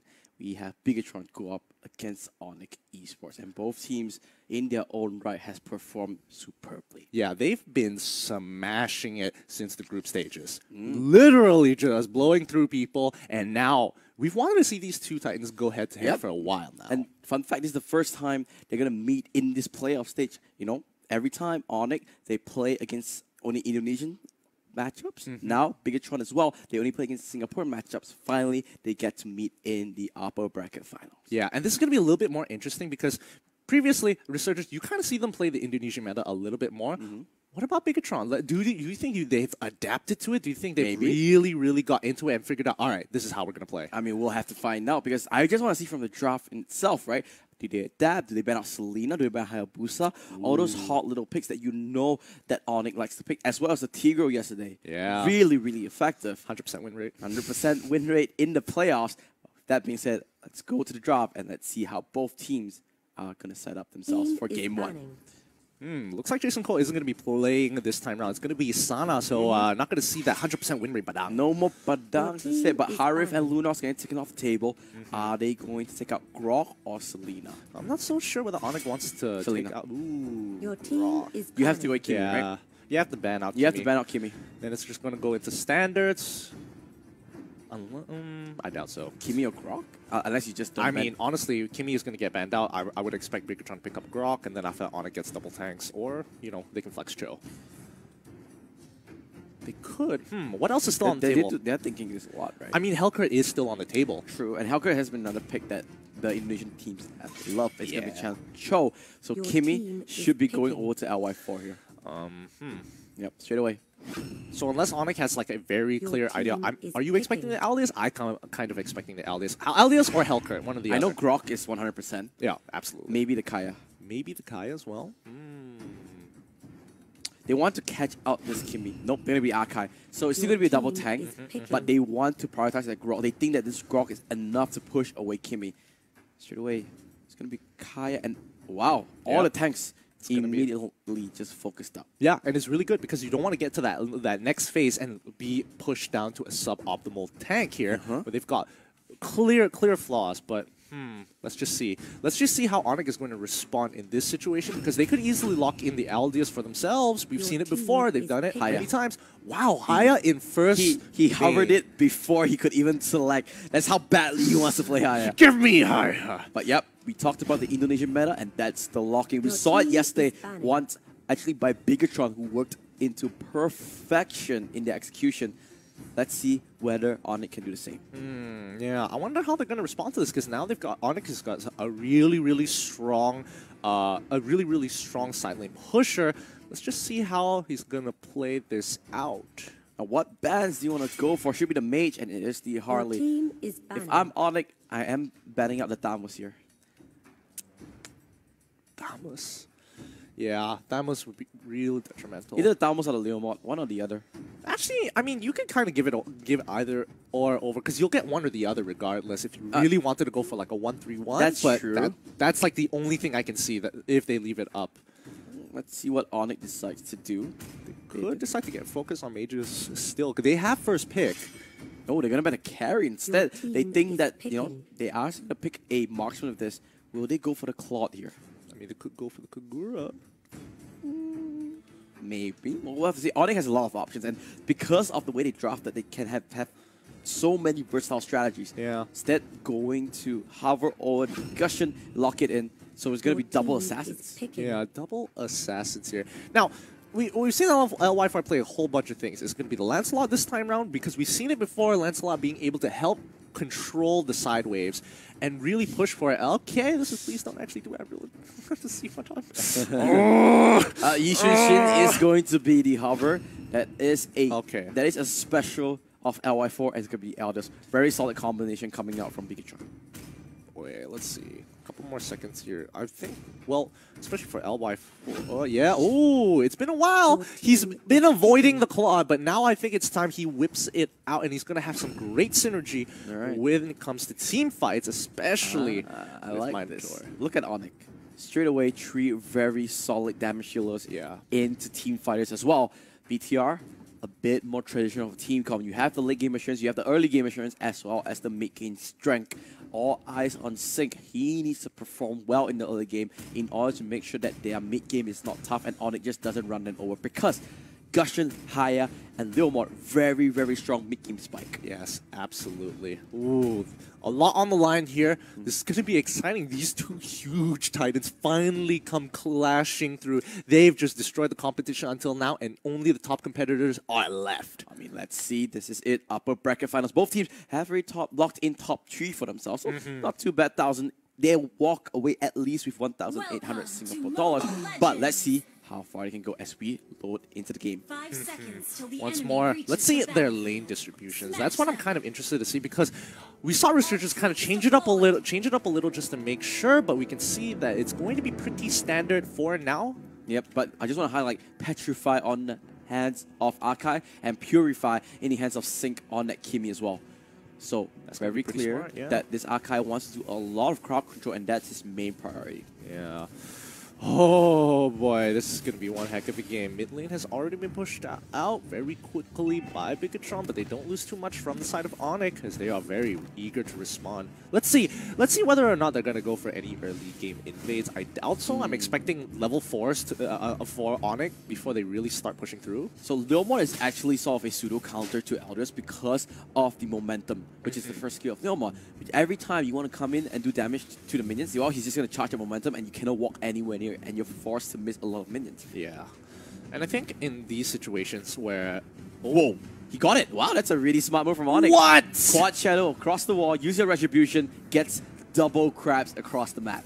Yikes, that's really unfortunate. That's going to be a lot of gold denied from Sync there. Let's see whether Sana might be the target. I think mid lane is still pushed out too much. They have to rotate back. They're not going to go for this dive. Yep, they need, but smart move coming from ONIC, taking the long way around. They do get a little bit of punish coming out from Sing, but it should be all right for now. Sing doesn't deal enough damage to really put a dent in their life totals just yet. But Sana, he's just going to take his time, chill out. We're going to just, sit under turret. Nothing better to do at this point but to farm. Yeah, ONIC though, really strong early game. If you look, already a 300 goalie, and that's the thing I'm talking about. Leomord, very strong counter to that Elders. Meanwhile, Mr. V in a heap of trouble. Only level 3. Oh, the flicker into the Guardian's Barrier immediately. Hokage picks up the first blood. Yeah, really nice Guardian's Barrier positioning there. Sync, he's going to push this out once more, and the rotation's coming from ONIC. Very good, but again, it was that level 4. The moment they have level 4, they immediately get ready to set up the fight. But the Gushing did get caught out. Oh, he tried to kill off Sing there. Good attempt, though. A bit greedy KZP. Can he go for the steal? He does have the Ring of Order. Oh! He could have, actually. But he's going to pay for it with his own life instead. LY4 mistimed it a little bit. Wants to go for Raikage. Uses the Guardian's Barrier. They did get it. And he does get the kill onto it. Now LY4 in a little bit of trouble. But I think everyone is just going to back up for now. It looks like he's going to be okay here. And Hayabusa didn't have his ultimate, so he can't dedicate enough resources and damage to kill him off. Sana once again getting harassed. Mitsukage, though, on his Hayabusa, getting a really good funnel. Getting a lot of gold in his hands already. Let's double check the items real quick to see how far they are into the game. Looks like Hayabusa only has boots and his jungle item, while the rest of the team still catching up. So, Shadow Kill. LY4 has the Aegis, pops it up. He doesn't have. Ooh, that was so close. The ultimate is there. Mr. V not level 4 yet. Finally, is he gonna pop it up? Yep, Minion Fury, but a great ultimate from Tsukage will just knock Mr. V back, and no chance. Really good buffer there. He was just spamming it because had he not had that opportunity to do it, I think they might have been able to take out Mizukage there. Yep. Now they're going to this bottom side. Raikage almost getting stopped, but now you can see BIGETRON slowly biting back a little bit.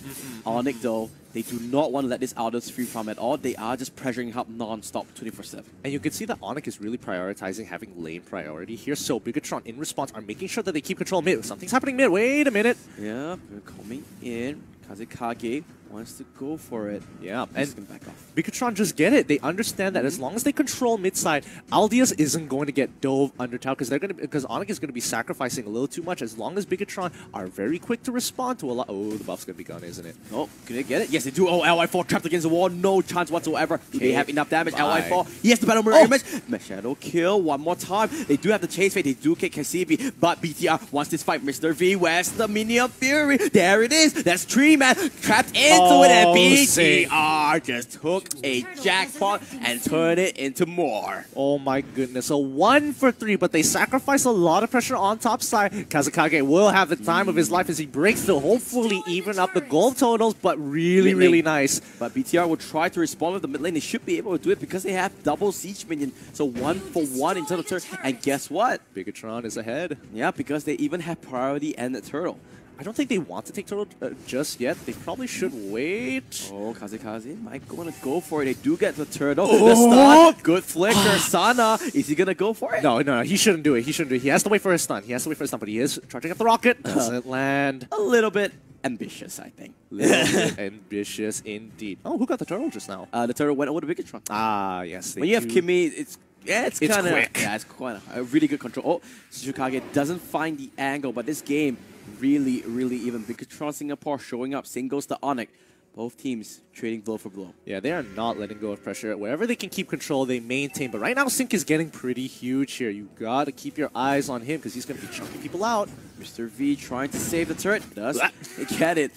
Tsukage using the quad shadow, doing his fancy footwork, tapping shoes on. It's a 4v3 here. They need to back off. They can't contest this. I mean, KZP needs to get a catch right now. Mr. V has Rage Form as well. They do get it. There goes the Minion Freight onto Raikage. Basically gone. The flicker comes into Tsukage. Great passive on the side of Arkai. But Chase Fate comes through. They take 1. Are they going to go for more? Yes, says the Elders. Just a lot of pressure coming up from Sana. But they're not stopping that Sync with the maximum charge. Just do extra bit of damage. Yeah, they're giving up a lot of pressure mid and top side. Yep, Kazekage and Hokage losing out so much on the side of BIGETRON. They're taking 2. Mizukage doing what he can, trying to kill off LY4, but he has a lot of teammates. He's playing left, playing right, but he gets stunned up and gets killed off. Okay, wait, hold on. There is a response here. They are kind of low, and Gushing and Leomon could easily clean up.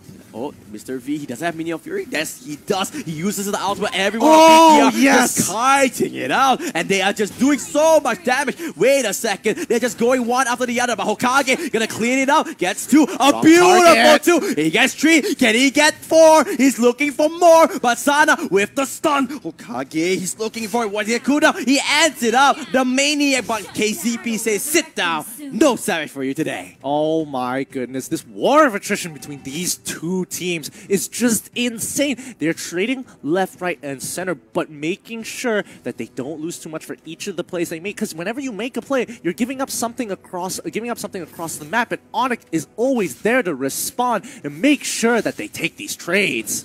really close game. Basically nothing between both teams. But that turtle will make that difference. 1,000 gold over to ONIC Esports. Right now, I mean, Sync is getting kind of crazy here. I wonder how many components he's off from that ice cream wand. Looks like he's slowly building up to it, but not enough just yet. He already has a magic wand. He's just gonna buy that cylinder come true. I think maybe another couple of minutes he's gonna have that ice cream wand. And he's gonna be so much more potential in terms of damage. Honestly, you have to kind of give it to Mr. V here. He's been making some really... Oh my goodness. You have to give it up to Mr. V because he's been getting some really good ultimates and really setting up a lot of these fights easily for Sync and Sana to just really crush through it. LY4 has his job pretty much cut out for him. Yep.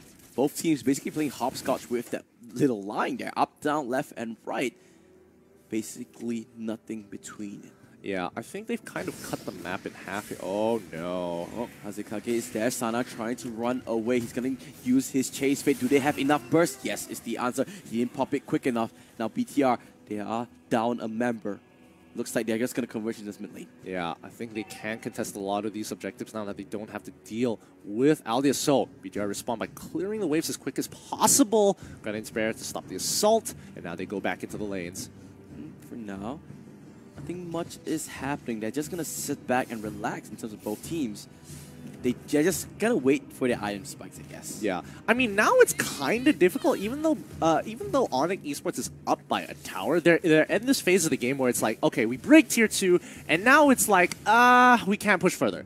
We can't push any further into the map because it puts us at such risk. Oh, this might be... Oh. They want to touch Mr. V's rage mode. Yeah. Yeah, he gets popped. They need to back out now. ONIC just needs to wait for the rage mode and then force a team fight. But Sana getting just pressured on, restricted, suppressed so hard by Kazekage. Yeah, I mean, Sonic will eventually outscale Kazekage, but until then... Oh, there goes the play. They don't find anything. KZP is the trap target. Then they burst it out. No, the Gale Force brings him to safety. Kazekage does get focused by the chase fit. But I think Aldos is going to cancel it. Yep, going to cancel it straight away, and they're just going to back off for now. All right, pretty good so far. Big ultimates being blown by both sides. KZP still has a Divine Judgment. He could look to make something happen here, but I don't think they'll have enough damage without Sync. No, top lane, Sana getting focused out. He wants to kill this Aldos. They do get the Aldos now. One member down south of BTR. Are they going to go for more? But Sync is here. This is going to a lot of damage. A great medium fury. Kazekage will go down in the hands of ONIC. Now they need to run till they cannot withstand the damage. But Mitsukage might go for it. Divine Judgment comes through. Sync getting focused on and getting killed off. KCB the next country to fight. LY4, it's all on you. Can you be the carry? Shadow Q doing so much damage. He's forced to walk away. Shukage gets the stun onto Mr. Freed. Oh, the damage! The damage! He's just letting it rip. But he cannot overstep his boundaries. He's just walking away for now. Let's double check the items one more time. Oh my goodness, he doesn't even have the golden staff just yet, but he still is chunking people He has out. the jungle item. That's why he's hitting like a truck. Oh man. Oh, Aldos pops the ultimate. Remember, no Shadow Q available. Mitsukage, wow, that's actually a pretty cool interaction. But now Sana jumps in. Great play. LF4 is trapped out. Shadow Q is there. Aegis isn't enough. No is the answer. Now that's Claude down, the main carry of BTR. And Lord is there. Can BTR go for the steal? No is the answer. And now ONIC can fight. ONIC wants to converge onto this. They take another casualty. Sana goes down. They've developed the lead for themselves right here. Now with Lord, it's going to be a little bit easier to break into that inhibitor try, and I think that's what they want here if ONIC Esports is looking to close out the game. You can see they're going back to split push duties. They are just making sure their waves are at a good place. Man, ONIC Esports really have some great side control, and it's hard to predict what they're going to do. In most situations, you wouldn't have expected them to really punish the Aldios the way that they did. The moment their ultimates came off a cooldown, immediately rotated down, punished Aldios, immediately going down to mid lane, looking for something to happen, and eventually they're getting these catches time and time again. They're just waiting for Lord Raikage is going to escort it. They want to try and make all three waves crash at the same time. It's not going to be ideal at the moment, but Hayabusa going to be able to take that last altar turret for BTR. The next objective for ONIC is going to go high ground. They're going to be pushing down bot side, bring all the pressure there so that Lord can easily just start smashing through on the top side. But the waves are just getting cut down so quickly. They're waiting for Lord. It's taking his time as he gets it. Oh, the Guardian's Bear just to stop him in his tracks, just to allow some more time for the team to actually respond. Oh, Raikage going to charge out of Power Ninja. This could be a huge fight. Mr. V does have Minion Fury. Are they going to go for it? There goes my Fury. It whiffs completely. Sana is the thick of it. But look at LY4 doing so much damage. Raikage, the first casualty fight. The inhibitor does go down. Finally, Aldos pops the chase fade. Is he going to use it onto anyone? Looks like no is the answer. They trade one member for inhibitor, I think ONIC will be okay with that. Yeah, especially for an inhibitor. I mean, that just helps them so much. They don't have to worry about that top side anymore because he's going to naturally push. KCP Are they doesn't gonna get have the return? Divine Judgment just yet, but there goes the stun. Explosion doesn't land onto anyone. Raikage needs to force tail. KCP waiting on his cooldown. He sees Hokage. Hokage waiting for his ultimate as well, but look at that. ONIC playing wrap around the original minion furry, tags onto the two carrots, and Sing can just free hit for days. Right? Oh no! Can he get the kill? But fights are happening everywhere around the map. Sing gets stomped on by this Leomon. He goes down in his lonesome. Sana trying to go mano in mano. Kazekage doing so much. There's the rest of ONIC trying to come in. LY4, can he let it rip? Blazing Duet doing quite a amount of damage. Look at the damage coming up from LY4. He is going to hit like a truck if he has one more item. Yeah, and right now BIGETRON are kind of banking it on both Sana and LY4. Sana not as much because LY4 has been basically free farming for a lot of the time in this game. He's been protected so often that he's able to scale quite well. He's got the golden staff now. He's going to be chunking people out. I'm not sure what he's buying now. He has a mana pendant as well as an attack speed dagger. I think we'll just have to see once it goes a little bit later into the components of the item. Yeah, that's quite interesting. But those two core items is up online, and you can see LY's 4 damage potential starting to ramp up. But at the same time, ONIC Esports, Blade of the Hepta sees on that Hayabusa, as well as the Endless Battle and Blade of Despair. He is doing so much damage. Absolutely, he's going to be chunking people out. And right now, ONIC's map control is just so good. Now, they force BIGETRON into the corner. They're making sure that they can't farm whenever they stick out of their jungle. They can't even take their buffs. Yeah. No advantages across the map. ONIC Esports, which is waiting on that Lord. Hokage will just clear out every single lane. This is what they want to do, right? Make sure that their lanes are constantly pressured, so when they take Lord, BTR has no chance to retaliate. Yeah, 25 more seconds. Let's see how they set this Lord up. They're probably going to push in one last wave. Maybe one more wave after that to set this up. Well, I think they still have a little bit of time. They need to push one more in to make sure that, BIGETRON has no chance of leaving their base without losing, either health on an inhibitor or health on a crystal. I do think that LDS either should be... Lord, I mean, he should be careful eventually, but eventually he's going to split push until they need him, and they're going to quickly use his ultimate to get some vision. Yep, remember, Mizukage has the Blade of the Hepta Sea, so he's going to shred Lord's armor, and he's going to do it so quickly. But now, what's the response of BTR? They are making their way here, and they're committing a lot here. Gideon is 50%. Oh my god, they're doing so fast! Wow. Elders with the chase speed. I don't think BTR can come in time, and now here comes the fight. Can they find LI4? Where's the angle? KZP does use the grab. He does have immortality. Meanwhile, the back line, Mizukage is there. Minion Fairy hits on the 5 members of ONIC. Now they are forced to run tail. BTR can fight. BTR can chase. Sana, though, not going for the kills because they need to recall. Look at that. Every single member of BTR channeling the recall, trying to defend their turrets. Hold up here. So they've already broken the top inhibitor turret. They take Lord super quickly, and they get Lord and only lose one member after such a good engage from BIGETRON SG. That, I would have to say, is quite a big profit. Really strong play coming out from ONIC. Look at the goal lead getting 6,000. And this nature game, it's not really that big, but it's the pressure that they are exerting, right?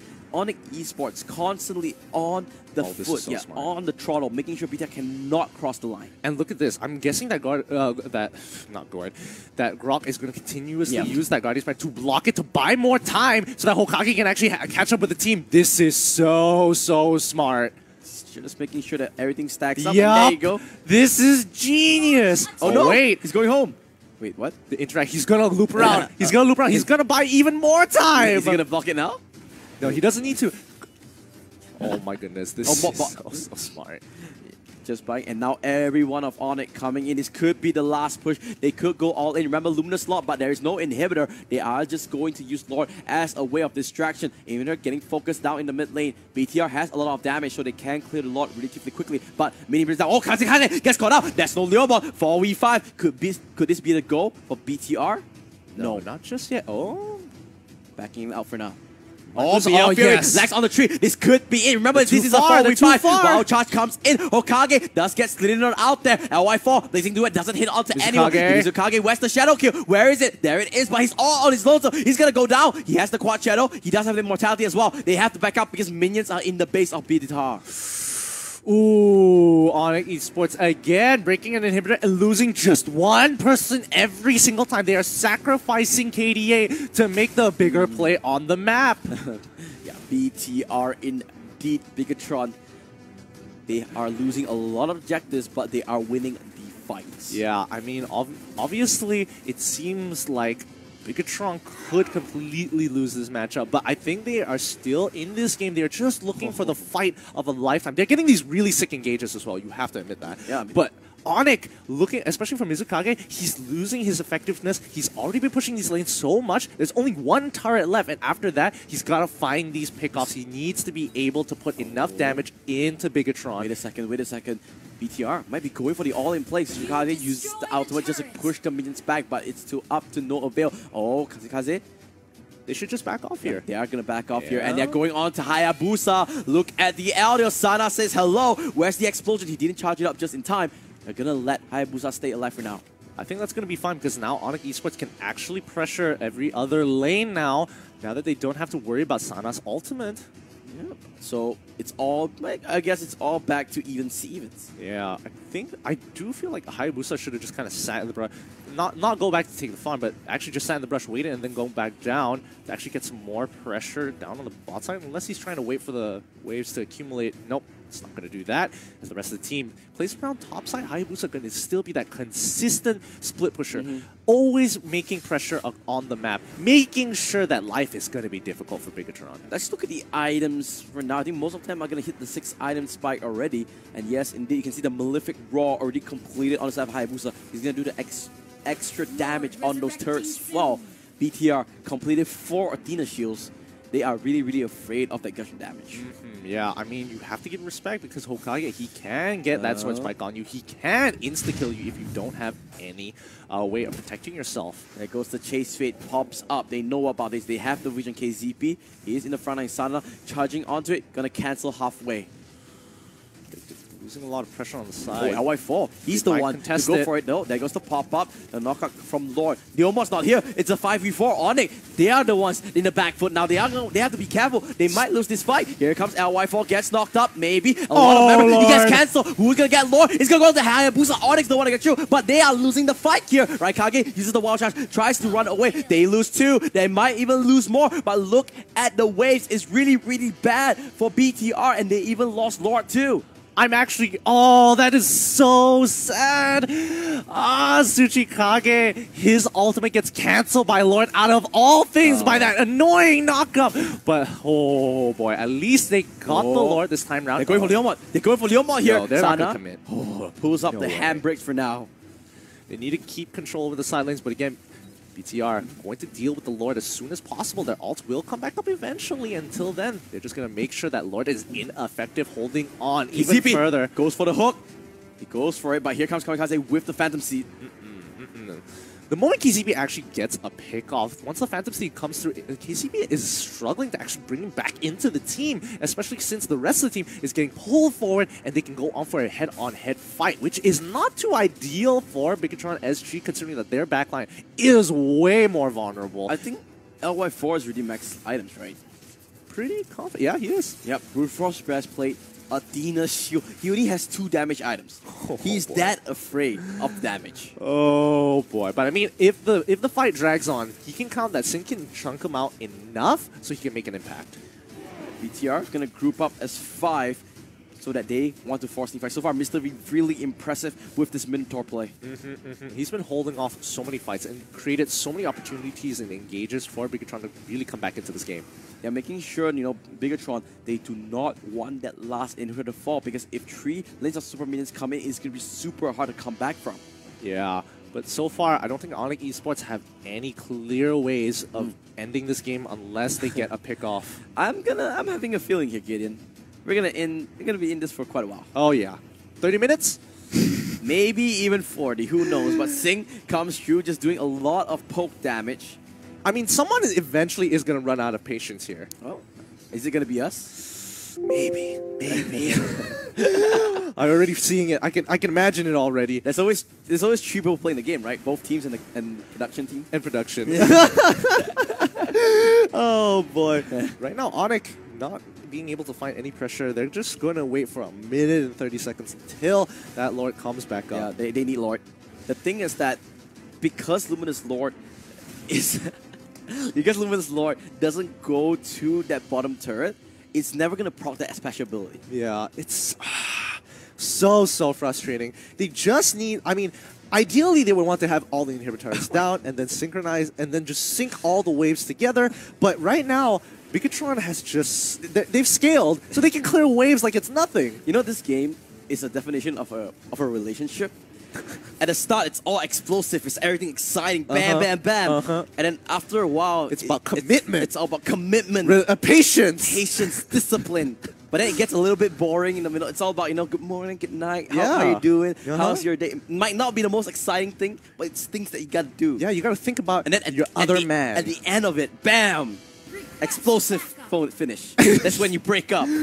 Oh, right when it reaches the We're not trying to promote any. Do you have any problems, Matthew? Is this something happening in your life? We have. I mean, that's it. This game is a perfect definition. Thank you so much, ONIC and BIGETRON, for proving relationships through Mobile Legends. All right. That's why they say gaming unites people. Yeah, man. I mean, gaming teaches people. Let's get a little philosophical here. Gaming teaches you so many more skills than you can imagine. That's why I can't It believe teaches you patience. Exactly. Because you have to wait for Lord. Because Lord is key. And it teaches BIGETRON that sometimes you just can't get what you want. Because every time they see Lord, they want it, but they can't get it. However, relationships also have compromises. One of these teams will lose patience. Oh, Mr. V is getting covered on, but he's all alone. He doesn't have the rage form. That good job just controlling the rage form and BTR. Whoa, They're whoa, biting whoa, back. Top lane, Sana getting focused on. Yeah, should- going for the wait money a money. minute. Now Sana's the one biting back. He has finally skilled hard enough and he can win this fight. Just look at the way he's playing. Fight me, nerd. Take me on. Take me on. 1v1 me. Oh, this Lord fight is going to be huge. Mr. V haven't had his rage from it. He's just controlling really well, but with double marks, they're going to do so much. Sword Spike will not they're let getting chucked out. KCP. Really low. Sing going to tank it up a little bit. Where's the knock up? Going to knock up onto Sing. Is this the goal time? They are going for it, but Hokage, there is that. Where's the getting miniature? chucked out. They get it. Lord goes over to ONIC once more, but Hokage goes down. That is one of their main damage dealers. They need to back up. They cannot win this fight without their Gushon, and they are doing just that. They're going to try and clear out the waves, and that's all that matters. KCP one more time This gets is it. caught out. Blazing Duet will kill him off, but I don't think they can push Gideon. Not just yet. Not just yet. Chase Fate. Yep. They're trying to get as much as possible here. Hayabusa, look at the burst. That's just insane. Mizukage, Shadow Kill will not be channeled. Not enough. Where is it? There it is. But it's just going to buy him a little bit of time. Can he use the Quad Shadow? No. Because the Divine Judgment comes through and BTR. They say, you know what? Screw Lord. We are going to win the game through grit and thieves. They're going to get some objectives back, and that's something extremely good for BIGETRON here. ONIC losing a little bit of patience here with Hokage coming in with a hard attempt. The thing is that this is a 25-minute Lord, and remember, Lord skills according to the time of the game. Oh yeah, look at him. So He's like it's so impossible to tanky. kill. Oh, Mr. Free, if he goes down, no. this could be No, huge. no. A great goddess barrier, but he does Oh. have the flicker Sing, tanking the turret. Where is it? Oh, Chase Fate comes through. Sing's in trouble! But they are just gonna go back for now. Hokage is forced out. 1 second for Kazekage. Mizukage is the last one. They gotta get out Yeah, now. they can't commit. Oh, at least they were able to take 2 objectives. Woo! BTR finally get some pressure back. He's not gonna get caught out just yet. The Phantom Steed not in range just yet. Sing playing with fire there. It is Chinese New Year. Yeah, You know what? fair Sometimes you gotta risk it for a chocolate biscuit. Why is it chocolate biscuit and Because not it just rhymes. biscuit? It rhymes. No, it has nice syllables if it's risk it for the biscuit. No, risk it for a chocolate biscuit. What's wrong? Wait, do you want cheese biscuit? Are we going to go back there? No, it's not going to be about cheese biscuit. It's about the fact. It's not about the chocolate itself. It's more about the syllables. Because risk it for the biscuit. Risk it for a chocolate biscuit. A chocolate, not the biscuit. Come on, man. You have to admit the biscuit has like more emphasis. It's my saying. I can do whatever I want with it. Matthew 2019. It's my saying. It's I my can do whatever I saying. want. Items. I mean, we don't even need to show the items anymore because they are max build. The only one without full build is KZP on a Kaya, and he's going for that dominant ice because he wants to kind of neglect the damage from Hayabusa and that Leomon. Yeah, he can actually make the plays as well. He could lock one person down, immediately use the Dominance Ice to protect himself, just to buy some time so the big ultimates are used before coming in with the rest of the team. So I think that's what he's hoping for here. Hokage finally locking up. Ooh, are you ready for another 10 minutes of just relax and R&R? Yeah, man. 4 more minutes and then it'll hit my prediction of 30 minutes and 14 minutes until your prediction of 40 minutes. All right. You know, this is like, grab yourself a cup of tea. BTR is giving us a good thing, actually. Oh, yeah. They're giving us a chance to rest our voices. Thank you, BTR and ONIC. They are looking out for us. It's a time of giving. It's a great time of giving us the rest of the team. I mean, both teams are playing absolutely perfectly at this point, and once both teams are playing perfectly, it really is a stalemate. This game has been so long that our production crew just wants it to end. They don't even care who wins. At this point, it's one of you. Just one. And this is the worst part. This is just game 1. Yeah. There still is a game 2 coming up. No, that's crazy. And you know what? We just ordered some fruit from KL. I think the food will reach before this game ends. I mean, wait, the flight from KL is 45 minutes. Trust me, we know. Yep. So let's see if this game is longer than the flight from Kuala Lumpur to Singapore. With delay? Wait, no delay. No delay. Got it. Got it. Not gonna say anything about any airlines there. Ooh. Ooh. Don't want to throw some shots anywhere. But so far, I mean, even with the buff, it's such a small advantage. What's happening to Hokage here? Hello? Hokage? Getting chunked out pretty low, 1 HP, but he's not gonna make it. He's not gonna die. You know, at this rate, Lord doesn't do anything for ONIC anymore, but it does so much for BTR. Yeah. That's why they're starting on. Oh, they need to Kusana. 2 members on ONIC on the top side. They can rush. They can rush Lord right now. I don't think they can kill Sana, which is the problem. Let's look at Lord. Let's look at Lord because, oh, there you go. BTR doing Lord. Not the fastest thing in the world, but Sync is there. LY4 needs to go back. Oh, they killed Sana. Could they end the game from here? Oh, no. BTR needs to run away. They need to run till this could be the game-ending fight. But LY4 already channeled his recall. 4v5 for 50 seconds. Sana is not there yet. KZB pulls on to Kazekage. He does have the immortality. He does have the momentum. He will go down once. Can he kill it one more time? Yes, it's the answer. So 4 against 4 one more time. And it looks like ONIC Esports has the priority on this Lord here. Oh, they can't do anything. They've traded both back. They've traded both their split pushes. It really doesn't matter. They could just dance around it until Sana gets up first. He can come in quicker because of that, because of his Straits Fade. But I don't think it's gonna matter. Once again, 1 more minute until my prediction is correct. I think it's gonna hit 100%. Oh man. But you know, this is the Lord Limbo that we're talking about. Yeah, Lord Limbo it is. Again, I mean, ONIC Esports. Oh my god, this is the first opening. time I saw it. ONIC has 100,000 net worth. Oh my goodness. But now, BTR, looks like they're going to force the issue. They know Sana is up. He has the chase fate to come in. They're just trying to bait a fight because they know they can win team fights. I mean, they can actually considerably force the fight because Tsuchikage isn't there at all. But wait, let's look at the flank here. Look at where Raikage is positioned. But remember, Akai is in the top side. It is a 3v4.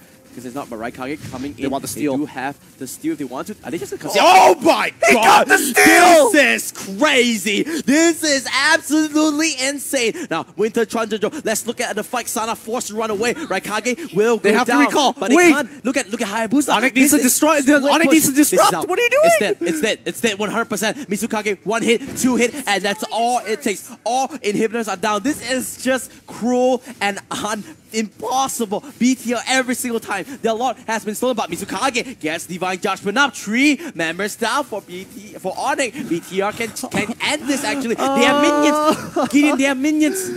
They don't. Not anymore. Oh, the Lord is the Lord's gonna destroy it. Lord is too strong. But, oh my god. Lord is too strong. Let's go. 40-minute game. 40-minute game. 40 minutes. 40 minutes.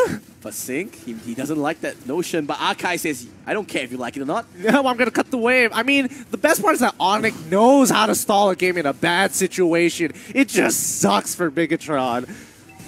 Oh man, they are so patient. You have to give it to them. They are so patient. Oh, but they have minions coming in, but the respawn timers are coming in 10 more seconds. Can BTR force the occasion, force the issue, placing duet just to clear out the creep? Oh, wait a second. Is this it, right? Kage clearing out the creep, Sing hitting the crystal. They do have one more minion, and it's down. Minion Fury comes through, but it's not enough because rest of ONIC here. KZP goes for it. Chain Fate. Where's the Chain Fate? They can't go for it.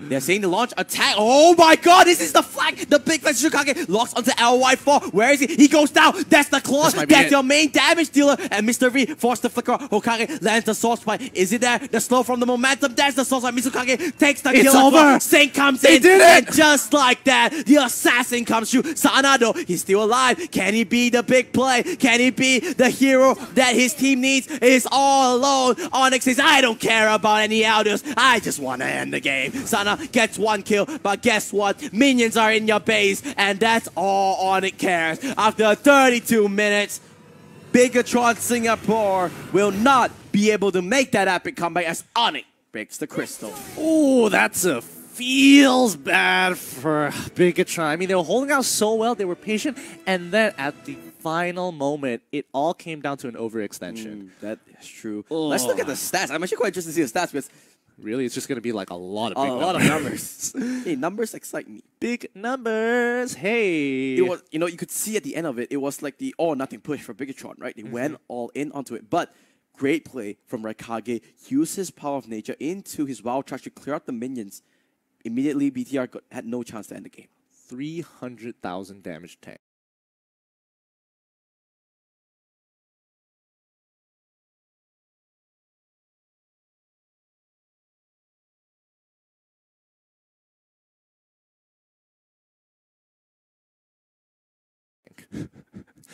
$300,000. Wow. He can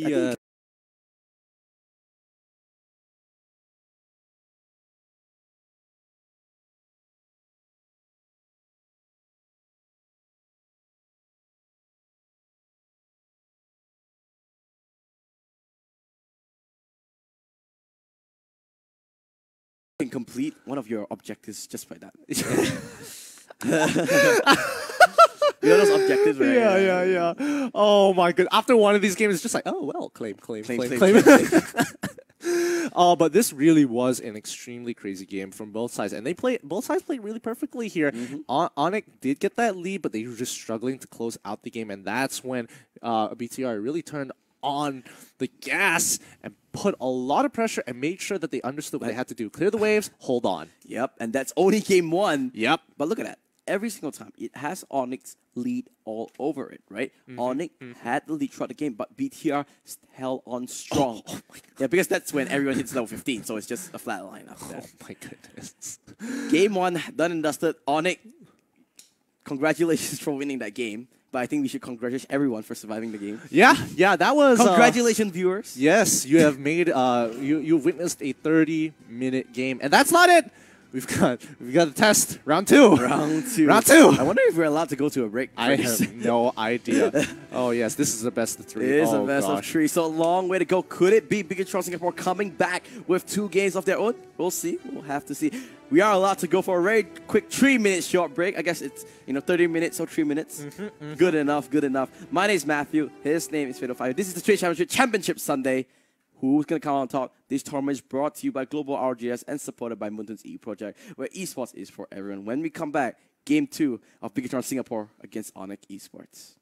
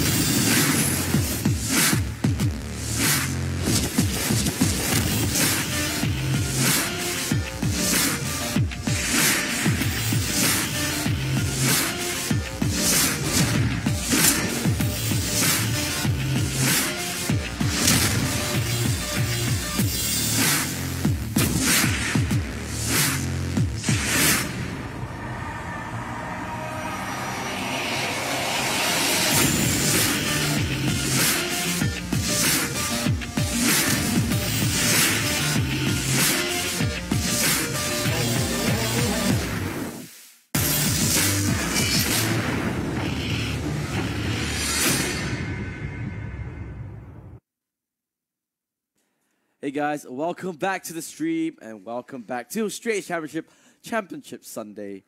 We are watching BIGETRON Singapore go up against ONIC ESPORTS. We don't have time to do introductions because we are already into the draft. This is game 2. We just saw let's just put it a long game. Yeah, a long, drawn-out war. Long drawn-out war. And ONIC, though, came out on top. So 1 point for Indonesia, Yep. 0 point for Singapore. Let's see whether BIGETRON can come out on top. Now, Your team ONIC is going to be is on blue balanced. side, so let's see whether their draft is going to actually help them benefit them so that they can probably look to close out Your games team sooner. is Maybe balanced. they might look for it, considering that this is very tiresome. A 30-minute game, especially in Mobile Legends, is exhausting. I mean, we got exhausted casting the game itself. Yeah, I can't imagine what these players are going through, for sure.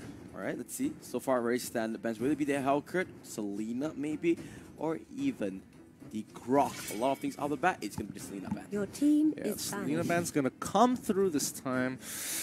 Oh boy. Oh boy. Let's see, BIGETRON, do you Kimmy? want to let Kimmy through? I don't think so. I doubt it. I don't think you can let Kimmy through. Kimmy is just too strong, right? Way too strong. Way too strong. But I mean, they're thinking on it for quite a bit, though. Do they want to? I mean, do they want to set up the draft? Like, I doubt so. Cho, Kimmy. Kimmy, First pick Your Grok. team First is pick Grok. picking. first pick Grok. Come on. First pick Grok. There it is. Your BIGETRON on the team other side. is Cho picking. Kaya. Chokaya? Cho Akai, one or the other, I would say. I feel like Akai Cho might... Kaya. Oh, though, they do have KZP, though. So, yeah, I would say Kaya over Akai this time around. Why they can lock them both, I don't know. Maybe they just don't want to flex it. Don't want to flex the Cho. Don't want to give themselves an opportunity to put him in a fighter Cho at all. It's true. BIGETRON really thinking about this selection. Down to the last 10 seconds or so, that's Kakaya. I mean, with KZP, that's kind of a no-brainer. Who's gonna And get Akai. All right, so they don't want to even flex Cho this Your time round. team is picking. ONIC, on the other hand? They want a team fight pressure. Minotaur. I mean, you can go for Cho as well if you want to. True, also. Hokage played a really good question.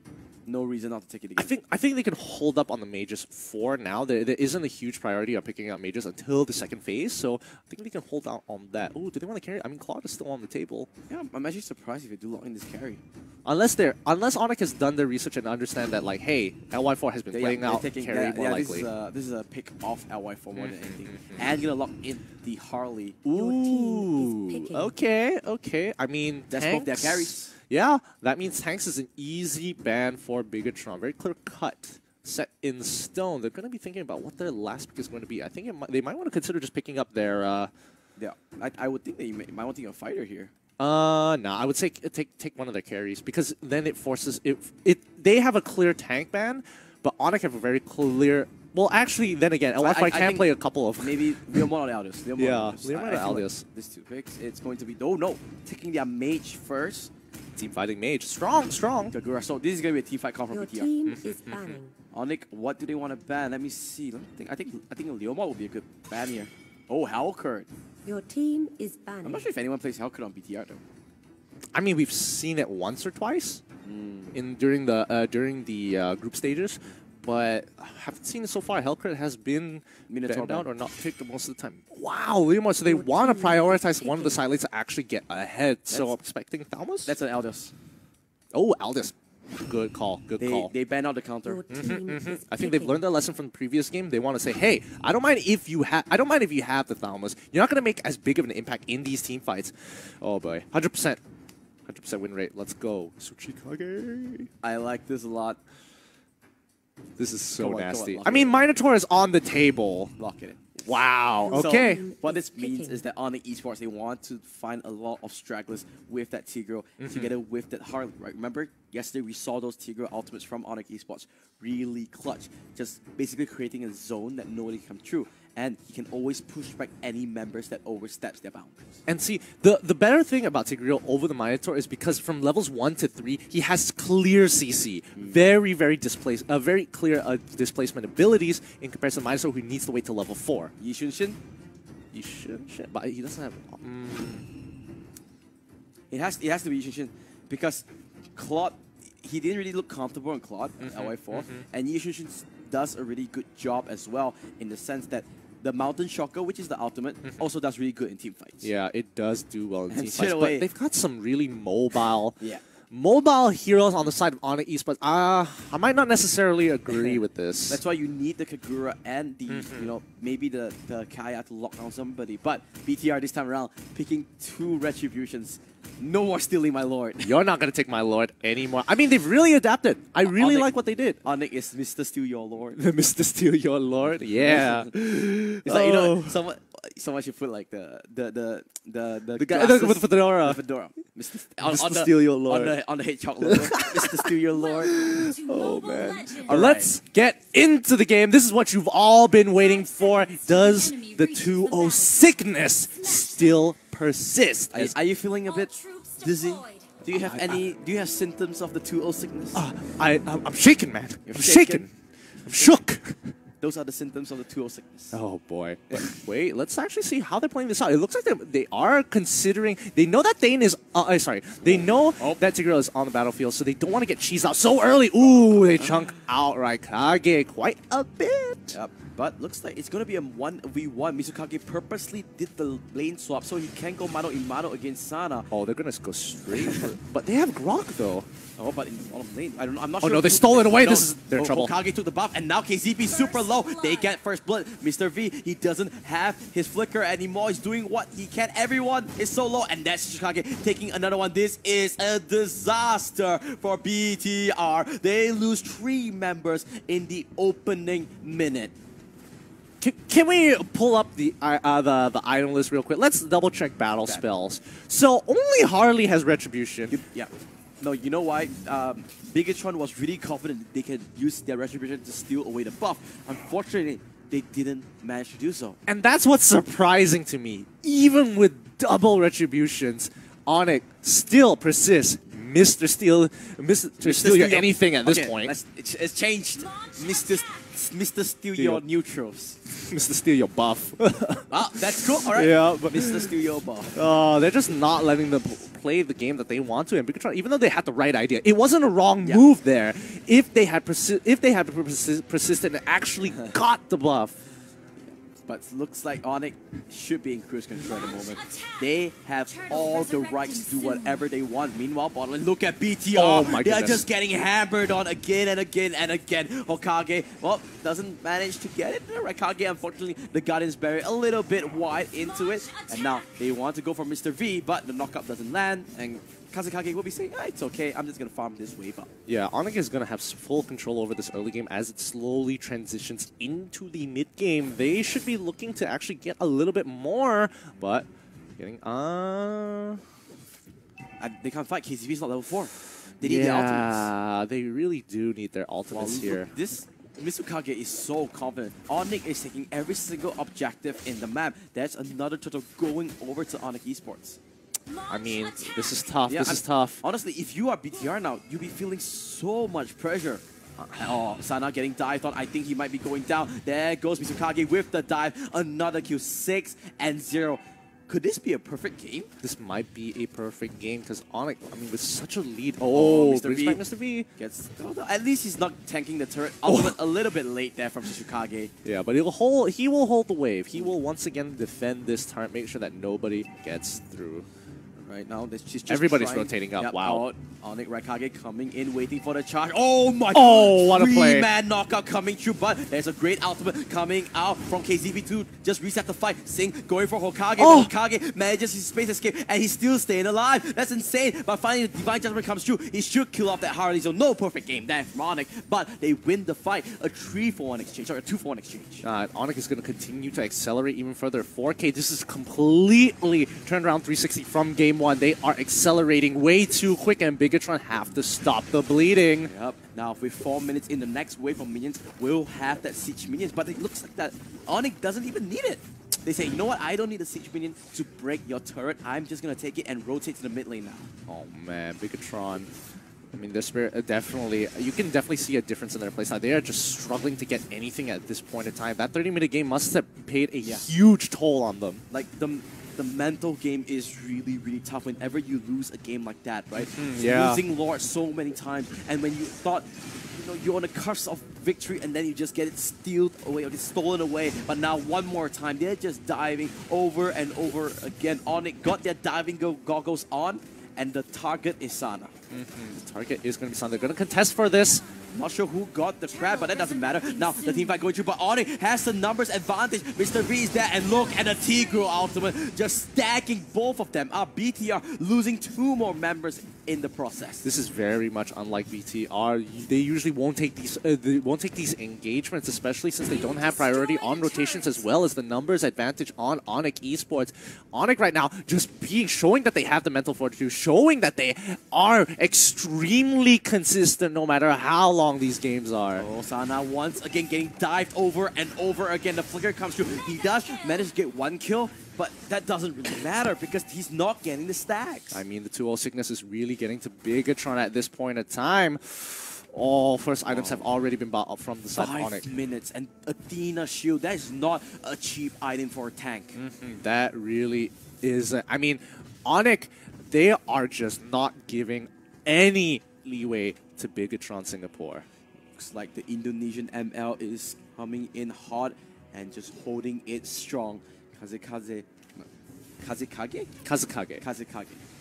So far, really far ahead. 2-0 and 2 already with the Endless Battle. Should be the Wind Talker coming through with those items as well. Oh my goodness, this is just going to be tough. I mean, right now, ONIC is playing a little bit slow because they have already broken all the Sana. tier 1. Oh no, Sana's going to get time, punished. every single time we have our cameras on Sana, he's getting dived on, and ONIC is just full on aggression. One more auto attack, and there it is. He just walks away, understands that he can do enough, and that's the Wind Talker getting completed. Kazekage gonna do so much more damage at the moment. Yeah, I mean, long extended trades is not going to be favorable for BIGETRON at this point. They just need to blow somebody up, get back out, and look to protect themselves, because they're going to be doing the exact same thing from game 1, where they're going to have to turtle and play from behind. But I mean, this is quite elite. 10k gold at 6 minutes from ONIC Esports. They're just gonna keep on going and going and going. Oh, a great output there from Shikage, but I think he's gonna go down here a little bit too overextended. KZP doesn't find the angle on that carry. The Mountain Sugar comes down, but here comes the kill.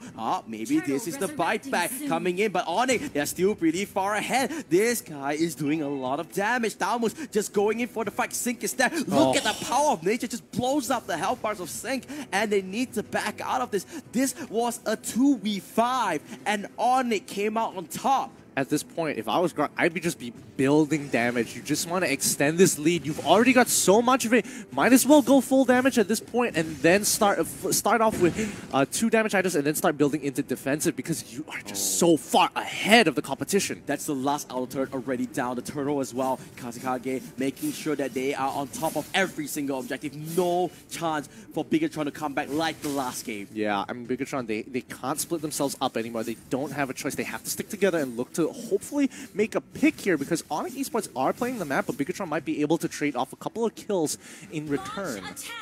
Right? Looks like Tigro playing bodyguard for now. Oh no. And they're saying, let's go for the fight. The knockout comes through. They catch 2. That's the members. The wild card comes in. Kazekage does get focused down. Oh no, he goes down. But the rest of the team is the expense. The only surviving member of BIGETRON is Sana, and I don't think he can do much here. No, he cannot. They're going to be breaking. 2 inhibitor turrets are going to go down. They can just end the game right off the bat here. Let's double check on those death timers. I don't think they can end the game, but they can definitely take 2 inhibitors here. They only have 2 minions coming in. Sana once again getting focused out. The knockout from Tigro. Here comes the damage. He does flicker back into his own fountain, and they're just going to back off now. I mean, they don't necessarily have to back off. They just need to play it slow, wait for somebody to whiff, and then look to just capitalize on them, because they're just so far ahead, it doesn't really matter. Oh my god. Oh, here comes the judgment onto Shikage. The Tigro is a little bit tanky. He does pop the ultimate. A great KZP ultimate from the Arkai does go through. Now, they just look at that. It's just poking, poking, and poking. Yep. They're just going to have to try and get whatever they can here. I think they're going to back out. Yeah, they have to. Yep, trying ultimates as well. They do have members advantage on the side of BTR. Are they going to try and go for it? They're not going down at all. The Mountain Shocker comes through, and now the power of nature just decimated the health of BTR. KZB forced to just hide in that brush to just keep himself safe. Hokage gonna pick his full blast off his combo onto ROI fall. No chance whatsoever. KZB gonna do what he can with that Hurricane Dance. He stuns him up a little bit longer, but that is just delayed inevitable, and that's a wipeout coming out from ONIC. This should be game, Gideon. This should be a game. The symptoms continue, and it really is a sickness. The 2-0 still persists as ONIC takes the game. ONIC secures himself a slot in that grand finals, and they have not dropped again in this playoff just yet. Oh my goodness, what a game this has been so far. ONIC against BIGETRON. That is truly a game to remember. Yep. Now let's look at the end game stats really quickly to see how all this unfolded. Oh my goodness, they're just so far ahead. That early game. It was the early game. That early game really hurt them, and then the continuous punishment on Sana every single time. They kept just hammering him again and again and again. It's just so much punishment that one person... There's only so much punishment one person can take. Sana couldn't play Mobile Legends. Yeah, he was not having a fun time. And 1-7-3, it's nothing to his own fault, right? He needed his teammate to kind of carry through to that early game.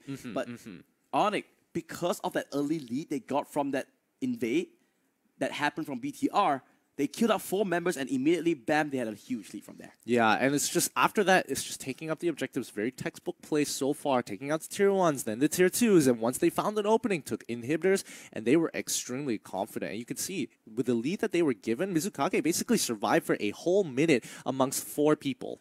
Let's look at the items of the players and see what they kind of build. I'm not sure to say same build coming up from Mizukage. Oh my goodness. He goes for max magic resist, and then he slowly changes up everything. And you can see that even Raikage gets 2 defensive items, realize, I'm so far ahead, I can just build damage. I think it's a... I'm not sure what he's building there with those 2 axes. Blade of Despair, it's what that builds off. But I'm not sure if he's that... I mean, he could. That He confident. could. Right. He's chunking people out naturally. He might as well finish them off. All right, sub 10-minute game to end our upper bracket run. Let's look at the brackets as we have updated it. See, with that win, ONIC ESPORTS secured themselves a spot in that grand finals where they will play the best of 5. But who will be their opponents? We'll have to find out after this, as we still have a lot of lower bracket action. Yeah. Oh, what a tough game it has been all around. But for our next upcoming game, it doesn't get less exciting. It is going to be another Singapore against Indonesia matchup. Who is it? It's going to be PSGRRQ versus RESURGENCE. Let's see, honestly, RESURGENCE looked really good against CAPCORN.